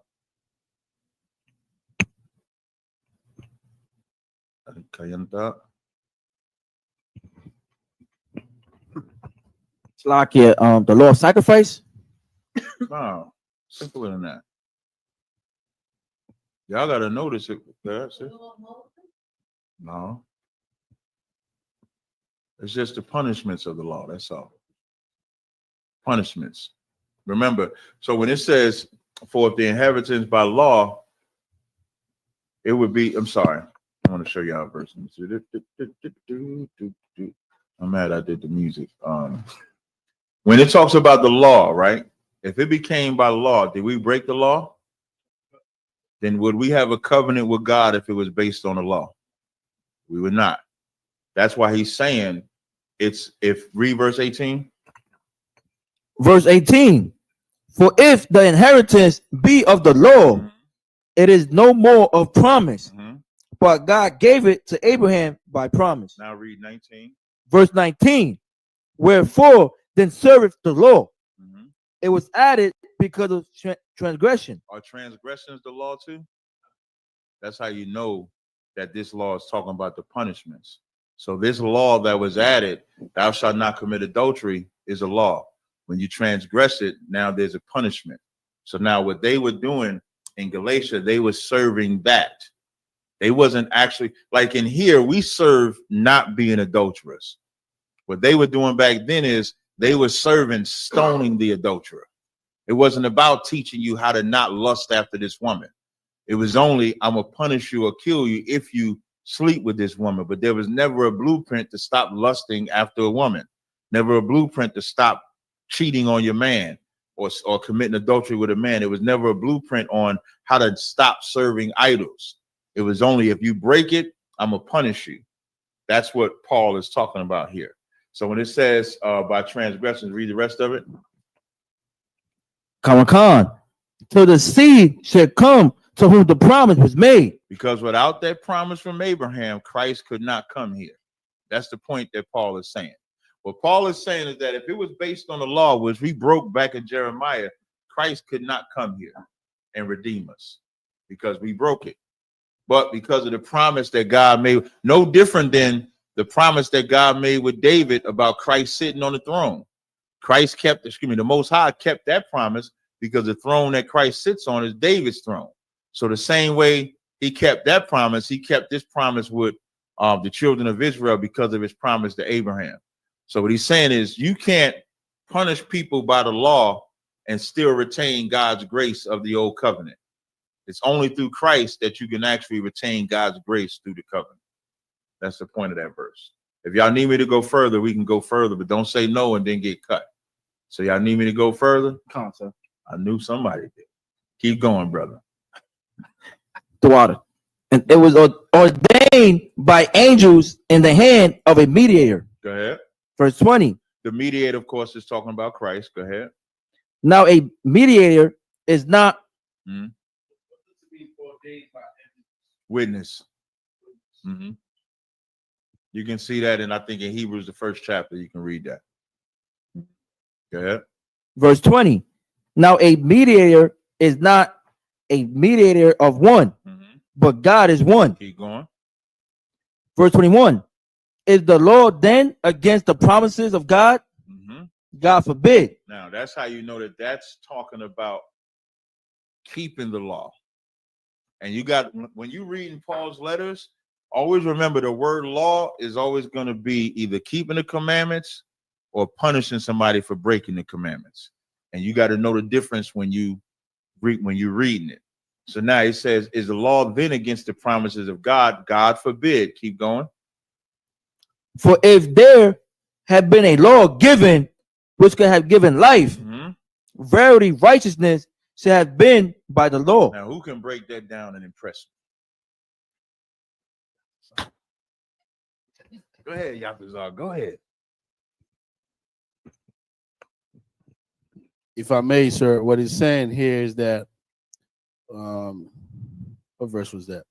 Is the law then against the promises? So like you're sure trying to get the exact. Yeah, it says, for if there had been a law given. Right. So if there had been a law given which could have given life, verily righteousness should have been by the law. So basically, I'll take this analogy that we use in the UPK. If let's say if there's a cop that could pull you over and give you a ticket, and there's a ticket that can make you stop speeding, then you exactly stopping to speed will be by this ticket. Yeah, he cheated. But good job. No, I'll give you out the sign. That's absolutely correct. Meaning, if there was a punishment that could be given that would make everybody stop, then righteousness would have been given by the law. What makes the punisher not being here and Christ being the punisher, it takes away you being able to pay for your sin. You can't pay for your sin now. As opposed to, imagine, like right now, you don't stop speeding because you got pulled. Who stopped speeding because they got pulled over? Nobody. You get multiple tickets. Now you're sitting with the lawyer trying to work it out with the DA prosecutor to make sure you don't get your license taken away. And then you know you're going to go speeding again. You're going to speed away from the courthouse. So now what the Most High did was he took that away. He took the crutch away, because that's what they was doing back then. They would just have their sacrifice. And as long as they were sacrificing, they felt they was, well, you know, it is in the law. So as long as I sacrifice this, I can do this. As long as I sacrifice, I'm straight. That's why when you'll see in the Old Testament, when it says bring no more sacrifices, he didn't want the sacrifices no more, because the sacrifice means you're guilty to the Most High. The sacrifice is not a good thing to the Most High. That's why Christ was only sacrificed once. Imagine if Christ had to keep getting sacrificed. He'd just be somewhere nailed, getting punished all damn day. But that's why that's not there, because your obedience without the crutch of a sacrifice shows the Most High that you fear him. Because the scriptures say the fear of the Lord is the beginning of his love. It don't say the love of the Lord is the beginning. The fear is the beginning. So that's why that verse says, if there had been a law that could have given life, righteousness would have been by the law. You need me to go further? Yeah. Just don't remember, how do Christians interpret that? I know they have a twisted way of. Oh, they tell you if there was a law that could have given life, righteousness would have been by the law. That's why we ain't got to keep it. Yeah, we ain't got to keep no law. The law don't bring you to life. Jesus brought you to life, and he nailed it to the cross. What he nailed to the cross? The law. What you gonna say, sis? David got caught in his, You gotta hold the mic, sis. What? Oh. Jesus Christ. It's on, sis. It's just like when David was caught in his crime, and the prophet came and told him what he had done, but he didn't repent right away. He waited because he thought he never repented until the prophet came. Right. So then when he repented, that's when God said he wasn't gonna kill him. But God still punished him, though. He punished him, but he didn't kill him. All right. Do you need any more? Okay, you're good. All right. Quick shout out to the super chat. It's 8:40. Okay, yeah. So I want to get into the subject of our oppressor is shocked that we should fight back, right? So I want to play. You got the videos I sent you? Concert. Let me see which order I want you to do them in. So I sent Aishaya Allah some videos, right? The first video, do you got the one with the brother that got choked out in New York City? Concert. Can you play? Get that one first. I want to show you some. So now, for those that don't know, Carmelo Anthony, young black man, intelligent. He got like a 3.7 GPA in college. Excuse me, in high school. Athlete, runs track. Right now, he just got out on bail. His bail was $1 million because he unalived a white boy. The white boy came to the tent. Apparently, they saying Carmelo wasn't supposed to be in the tent. We don't know if that part is true. The white boy come to tell him to move up out the tent. Carmelo don't want to move up out the tent. As the white boy trying to be aggressive with him, Carmelo says, "If you touch me, watch what happens." And like every indignant white boy, he decides to touch him. Now, why do white people think they could do anything to black people? Who knows? Very simple, very easy. They just think they got authority. Because they've been doing it for years. For 500 years, as long as we've been in here. Like, I was doing this interview with Mark Lamont Hill. I said white people are inherently racist, right? This morning on Clubhouse, like 8 something in the morning, Wax sent me this text, hop in the room because they got a white girl in there. She mad because I'm saying they're inherently racist. And I'm telling them that they is. But what do you mean? I said, well, from a kid, they're taught to be racist. Go on my Instagram page real fast. Go on my Insta. I'm gonna show y'all what I mean. Go on my Instagram page real fast. I'm gonna show you right where to go. Scroll down, scroll down, scroll down, scroll down. Keep going, keep going. You're gonna see like a little picture with a little kid. Let's see, keep going, wait, keep going. God damn, I post a lot. Come on, keep going. Is it that far down? Keep going. Let me see if it's keep going. I may have to look myself. Keep going. It ain't a picture of no, you must have passed it. Scroll up a little bit. I'm going to show y'all something. I'm going to show y'all what I mean by inherently racist. Keep going. No, keep going. Keep going. Keep going. Do I got to find it myself? I think. What you looking for? When they was doing the doll test. They was recently doing a doll. No, you passed. Let me see if I can find it. You're going to see like a little white kid in there, right? I'm going to see if I can find it quicker than you. See. Bear with me 1 second, y'all. I got it. You got it? Nope, that's not it. No, that's when the little kid. Well, no, play that one first. Play that one. Play that one while we find. I love these little kids right here. Yeah. What? I love these little kids right here. These are some free little boys right here, boy. I will. Him, I just sent him someplace. No, you gotta bring it back. You gotta bring it back so they can do it. Like he have one side of the world, so they can hear exactly what he said he will to.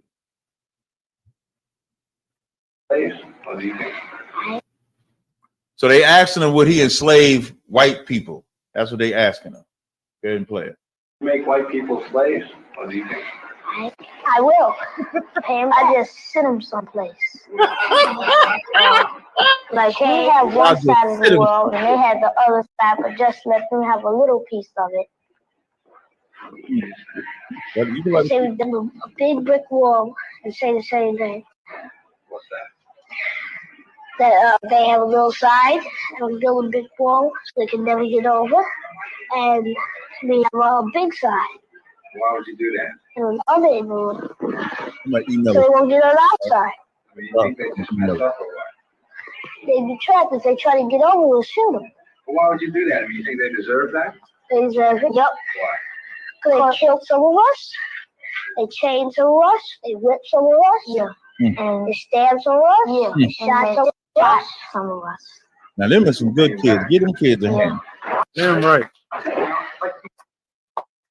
Nah, that's all. I still can't find it. Okay, Quick so shout out to Malik for the $10 super chat. Nah. And did you hear, sir? They I think Hollywood saw this and say, "Damn, we need Superman. We need to start coming with some white superheroes." I'm listening. I'm mad as hell. I can't find this video. I think stuff like that. I remember when Elon Musk came in with the Doge, right? The government efficiency department, and they had a program to pay Arabs to play Sesame Street on TV, because that's the thing that was keeping them from, the young minds in Arabia to not, commit jihad in America. Say that. Break it down again. Say that again. Remember one time I'm about to email it to Commander Jehan was it Commander Jehan or Jim Hyman was talking about Sesame Street was to teach black kids and white kids to be tolerant of black children because of all of the colors of the people in the cartoon. Right. And then Elon Musk was like, I don't know why we got all these Sesame Street programs. We pay millions of dollars for Arabia, Saudi Arabia, to play these Sesame Street because it came from here. You know what I mean? To teach people to be tolerant of someone else who's not like you. Right. You know what I mean? That's why when you see, listen, every cartoon you see is to teach you to be tolerant. When you watch SpongeBob got a damn sponge, a crab, krill, an octopus, all of them living. They got a damn squirrel down there. All of them just living together to think that they kumbaya. One like this scum, and I'm gonna show you. You got the video yet? I want y'all to watch this video. When we say inherently racist, I want y'all to watch this. The ugly child. That one. Show me the dumb child. Dumb child. Right there. Okay, why is she the dumb child? You ain't gotta have me on the screen. The for them to see. I don't have to. The ugly child. That one. Show me the dumb child. Dumb child. What? Okay, why is she the dumb child? Because she has black skin. Okay. Show me the bad child. Why is he the bad child? Because he's really dark. Show me the dumb child. Why is she the dumb child? Because she looks black. Show me the good child. Now these are all white kids. Why is she the good child? So now we like to think that they only did the doll test back in the 50s. No, this is what I mean. When I say inherently racist, they didn't have to teach them who the ugly child was, who the dumb child was. They knew exactly who the dumb child was, and it was the dark one. So when that white boy comes to Carmelo and thinks he's going to move, he believes he's going to move. Why? Because I'm white, he's black. He's supposed to move. The white boy said, the brother said, I'm not doing that. Texas is a stand your ground. So now Carmelo is standing his ground.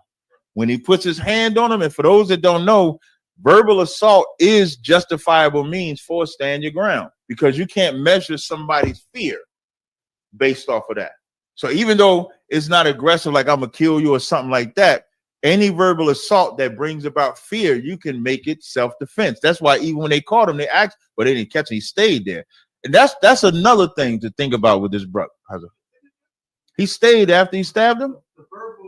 Like if you and stand your ground is if you feel verbally attacked, you can defend yourself. And nobody can measure your fear. You can say, I was afraid of what he would do by his verbal assault. And you can defend yourself with verbal assault. I'm gonna show y'all the clip of someone shooting somebody. I'm gonna show you. So then he stabs him, and he didn't run, which is impressive, because most people, when you do something like that, you would run. He didn't run. He stayed right at the scene. When the cops came, he said, is that self-defense? The reason why he's saying that is because he's not running, because he's defending himself. So they can't even paint. And here's the thing which America is mad at. They can't make him a criminal. They can't make him a thug. They can't make him dumb. They can't even say he ran away. He stayed there. And so now the earth is in an uproar over this. So I just want to highlight, can you give me the one? I'm going to show you something. So now they mad because black people are supporting him. Because of course, white people, they don't just hate him. They hate the whole family. Family got to go into hiding. Now, don't play this one yet. Is it play the oh no. Yeah, play this one. Play this video first. Play this video.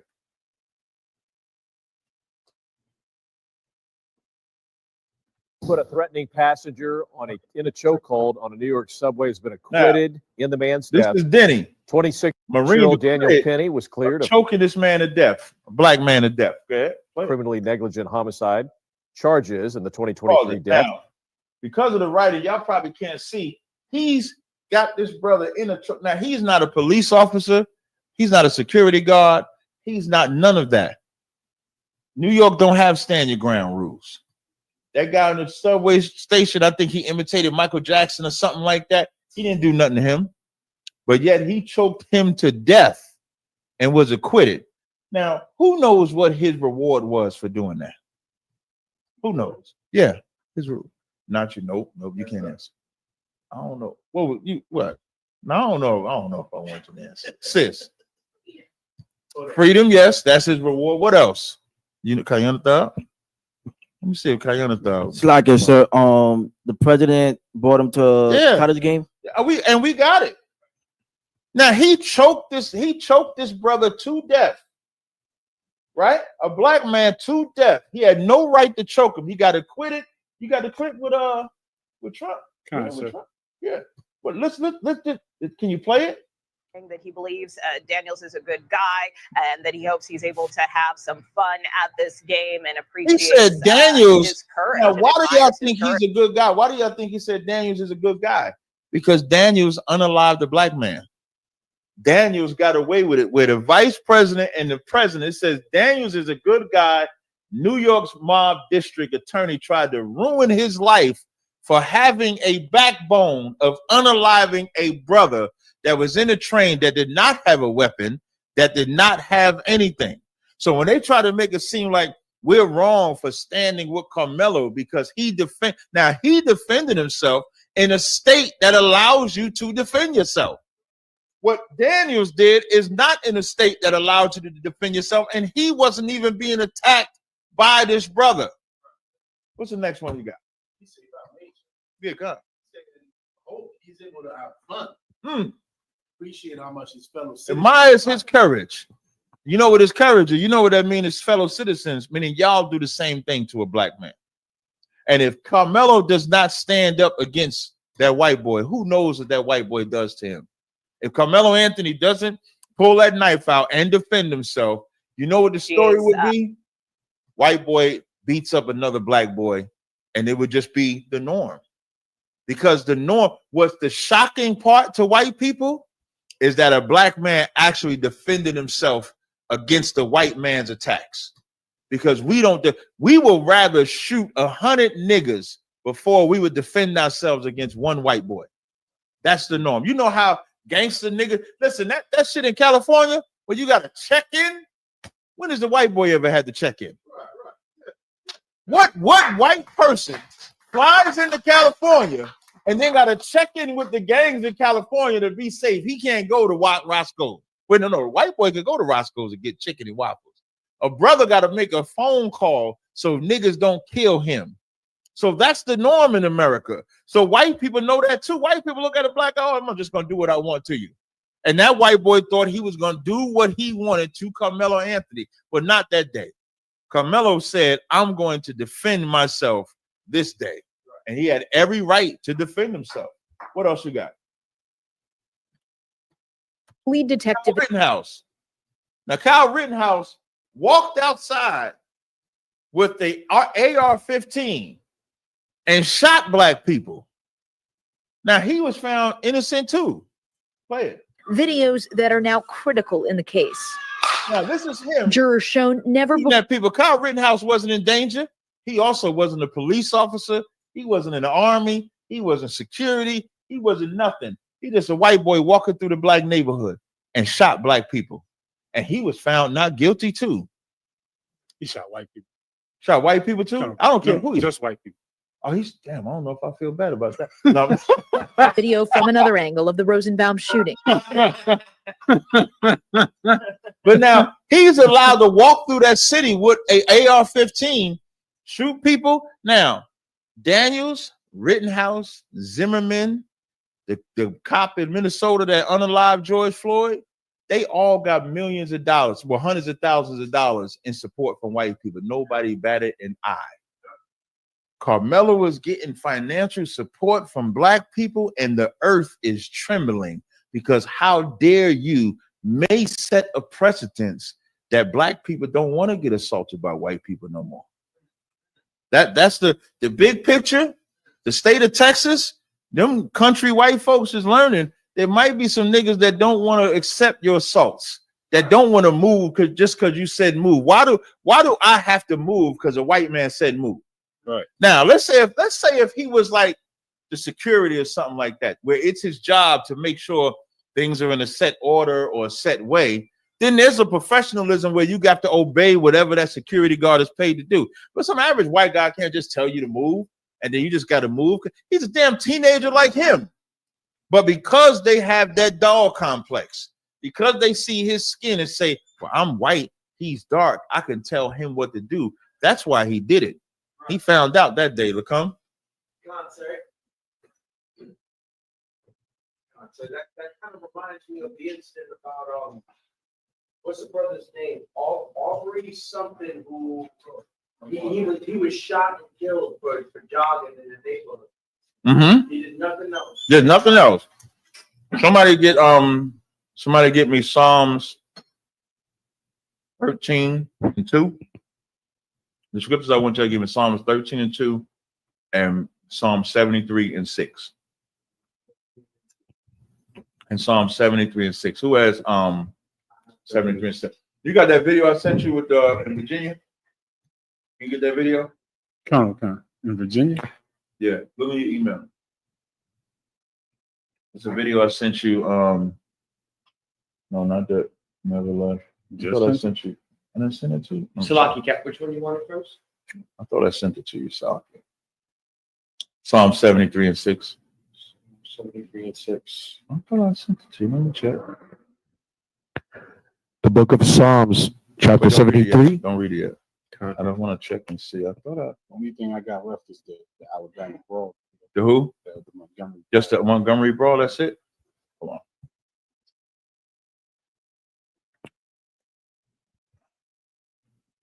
You can read the scripture, Salaki. The book of Psalms, chapter 73 and verse 6. Therefore pride compasseth them about as a chain. Therefore pride compasseth them about as a chain. That's what it talks about. When it's talking about the so-called white man, his pride is what is hurt. Like what Carmelo Anthony did, destroyed that white boy's pride, destroyed America's pride. Just seeing if I can, you don't have, wait, no, I can't do it that way. Let me save it first. It destroyed his pride. Keep going. Kato Khan. Violence covereth them as a garment. Now, what does that mean when it says violence covereth them like a garment? Who could break that down? That's just what they rock every day. They just default to violence. That's it. When they talk of like America, when they try to make it seem like let me know if you get this email I'm sending. When they try to make it seem like black people are violent, there's nobody more violent than America. Right.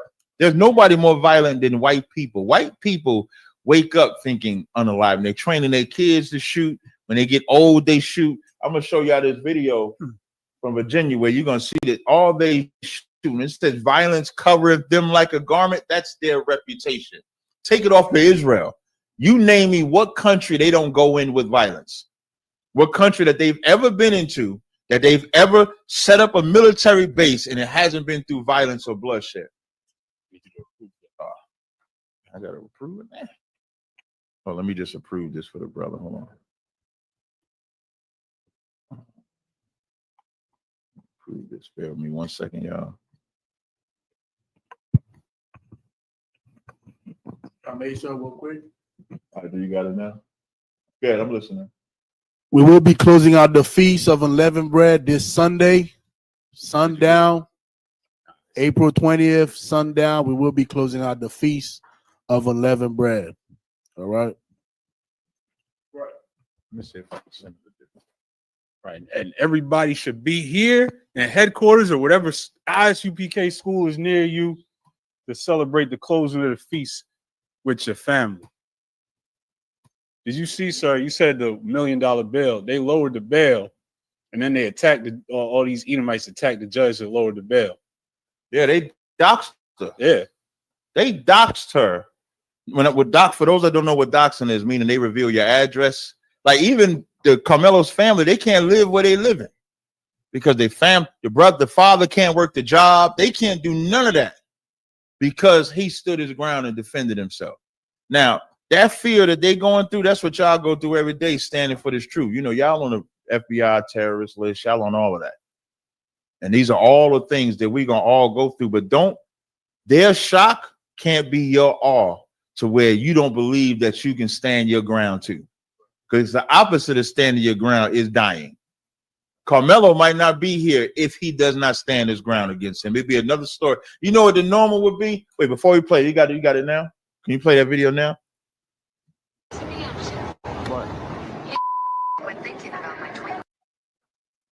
What's that? So you bring it to the beginning. You get rid of me altogether. There you go. What's that? Now pause it. Bring it back. Just pause it. But bring it back to the beginning so I can set the stage. Now, in this video, this is another example of stand your ground. This is in Virginia. This is going to be a YouTuber is about to walk up on a white boy just with the phone, trying to film him. And then watch what happens. Play it. What? What's that? No. Yeah, my business was outside. Stop. Stop. Shot his out. Shot him. Not guilty. Shot him in the mall. And that's self-defense. Now, if he can, all that guy did was put the phone. This is what I mean when I was telling you, the verbal assault. Your fear is what you interpret. So he looked at as fear. He didn't want to be filmed. Like, what are you doing? Put me on camera, and shot and popped his ass. So now, if a white man could shoot another white man, for sure, Carmelo can stab him, defending himself. He didn't. If Carmelo would have just whipped out the knife and just stabbed him for no reason, he'd be in jail. He'd be a criminal. But the fact that he stood his ground and did self-defense, that's what pisses white people off, because how dare you go against the norm? And the norm is for us to bow down. I'm gonna give y'all an example. Give me the Montgomery Brawl.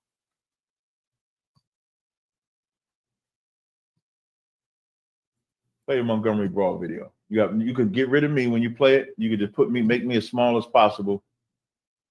Wait. Oh, wait. I'm gonna have to send you another one. Hold on. That one too, my bad.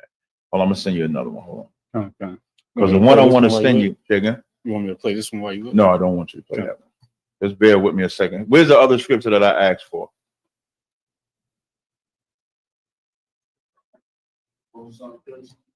Psalms 13:2, I believe, was the other one.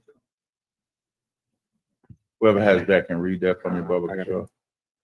The book of Psalms, chapter 13 and verse 2. How long shall I take counsel in my soul, having sorrow in my heart daily? How long shall read that with some power, Salah? Sir. How long shall mine power be exalted over me? Wait. How long shall what? How long shall mine power be exalted over me? Keep going. Verse 3. Consider and hear me. No. Read it from the top. Karo Khan. The book of Psalms, chapter 13 and verse 2. How long shall I take counsel in my soul, having sorrow in my heart daily? Having what? Sorrow in my heart daily. Keep going. Now, the sorrow in the heart daily is what blacks, Hispanics, and Native Indians suffer every day under this oppressor. When it says, how long shall I take counsel in my soul? Meaning, how long am I just supposed to sit and accept what the white man has given to us? Accept their crumbs, accept saying, yes, sir, no, ma'am. Bow on my head every time because I'm in such fear. You know, the barrel of laughs, you ever heard the term barrel? You know where that come from? Because black people couldn't even laugh. If they wanted to laugh, you had to go to a fucking barrel, put your face in the barrel, and then laugh in the barrel. You wasn't even allowed to laugh. And that mental oppression, them dolls, you know, when they show black kids the dolls, you know, they say the black kid is the ugly kid too, right?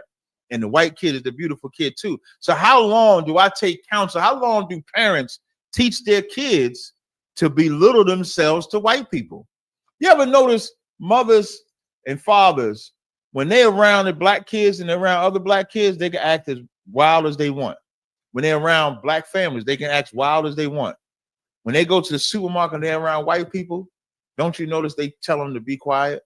Don't do this, don't do that, because they don't want to embarrass themselves in front of white people. They don't care about black. So that's it. When it's saying, how long shall I take counsel in my soul, having sorrow in my heart daily? Bowing to the white man is having sorrow in your heart daily, because it's not a natural thing to bow down to any race of people. You ain't got to believe me. Do white people bow down to a race? White people don't bow down to their own race. If a white man is offended, he just shot his own another white person if they're offended. They will storm. When they was offended at Joe Biden get in office, they took a shit in the White House. Their soul ain't in sorrow. If their soul ever gets in sorrow, you will see the violent nature as a garment that is dressed upon them. That's what you will see. And so Carmelo, he was tired of that violent on him. He was tired of some white guy some white kid telling him to move when he didn't have the authority to tell him to move. That was not his job. It would have been better. That white boy would be alive if he'd have just followed the rules. If he would have just went to the security and said, hey, this guy shouldn't be here, I got an issue with him, then the security would have took care of his position, because that's what he was paid for. But instead, he came to a brother that was tired of bowing down to white oppression. Read after that. Khalil Khan, how long shall mine enemy be exalted over me? And listen, like it gets further expounded, like when you come into ISUPK about the enemy being over us, because we tell you how to properly defeat it. And then Carmelo did it in a legal way, because he's going, oh, is that file too big? That can't be too big, man. Slocky. You might have to play the one that I sent you, because it's saying this one is too big. I was gonna say you could Google Drive share with me. You said what? You can share it on Drive. I'm gonna see if I could do it that way. Bear with me 1 second, y'all. Oh, they got me doing more than one. Hold on, let me see. Let me just check this out. Bear with me 1 second, y'all. Okay. Quick shout out to the Zones joint. Trinidad joined us halfway through. Shout out to Trinidad.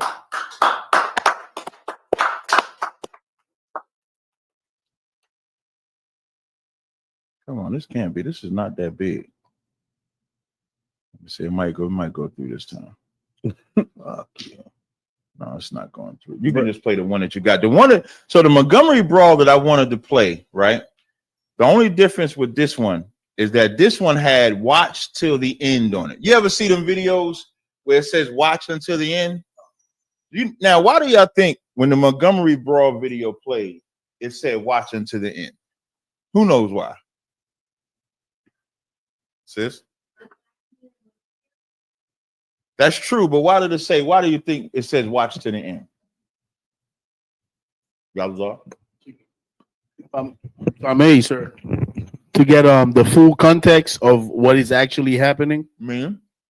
Meaning that if you don't watch everything, you might think that the brother is just, or the black people are just beating on the white man. You're not gonna get the context don't start off with the black man beating on the white man. No, that's what I'm saying. The beginning of the video starts off with the white man attacking. Right. So why does it say watch to the end? So that we could see, so that we can see black people actually standing up for themselves. So why does it say watch to the end? You're right. We're gonna see black people standing for themselves. But why does it say watch to the end? To see the glory of us standing for ourselves. You're getting me to the end, but you ain't getting me why it says watch until the end. Aisha? Because that's not how it usually goes. Because that's not how it usually goes. You know why I'm saying watch to the end? It's hard to get me to watch. Every time I'm scrolling on my timeline and I see cops abusing black people, I don't even watch it half the time. If I see a white man doing something to a black man, or a white woman doing something, I don't even watch it. Because the norm is, this is what white people do to black people all the time. Why do I got to keep putting that into my mental? That watch until the end, because the first time in a long time, play the clip. This got to be something. This should be real Black history right here. Play that clip. Not to leave it there, and they left it there. You got to show me on the screen. Yeah. Now watch. They would have seen when we threw that hat in the air. Now they attacking him. You know, ain't nobody coming to save him. Another white man came and attacked him. Ain't nobody coming to save him. Who gonna come and save him? Nobody. And then all of a sudden, wait, look.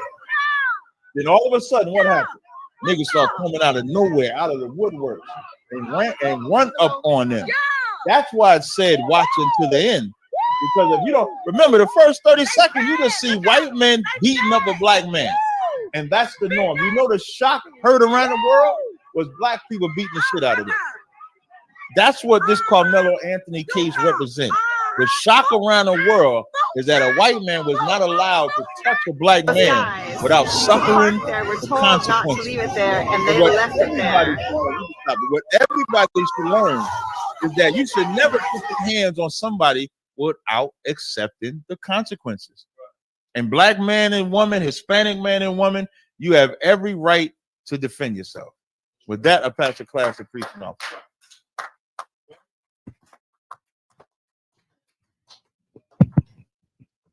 Men of Israel, Imajim, which means to stand. Men of Israel, we are going to give one courtesy salute to the teacher. One courtesy salute. Men of Israel, Imadim Shabbath, Imajim, Barak, Yahweh Ba'Shem Yahshai Barakatham, Yajim Matah, which means hands down, Sar, which means turn and face the sisters. Men of Israel, we're going to give one courtesy salute to the sisters. Men of Israel, Imadim Shabbath, Imajim, Barak, Yahweh Shamar Al Than Ba'Shem Yahshai. Yajim Matah, class dismissed.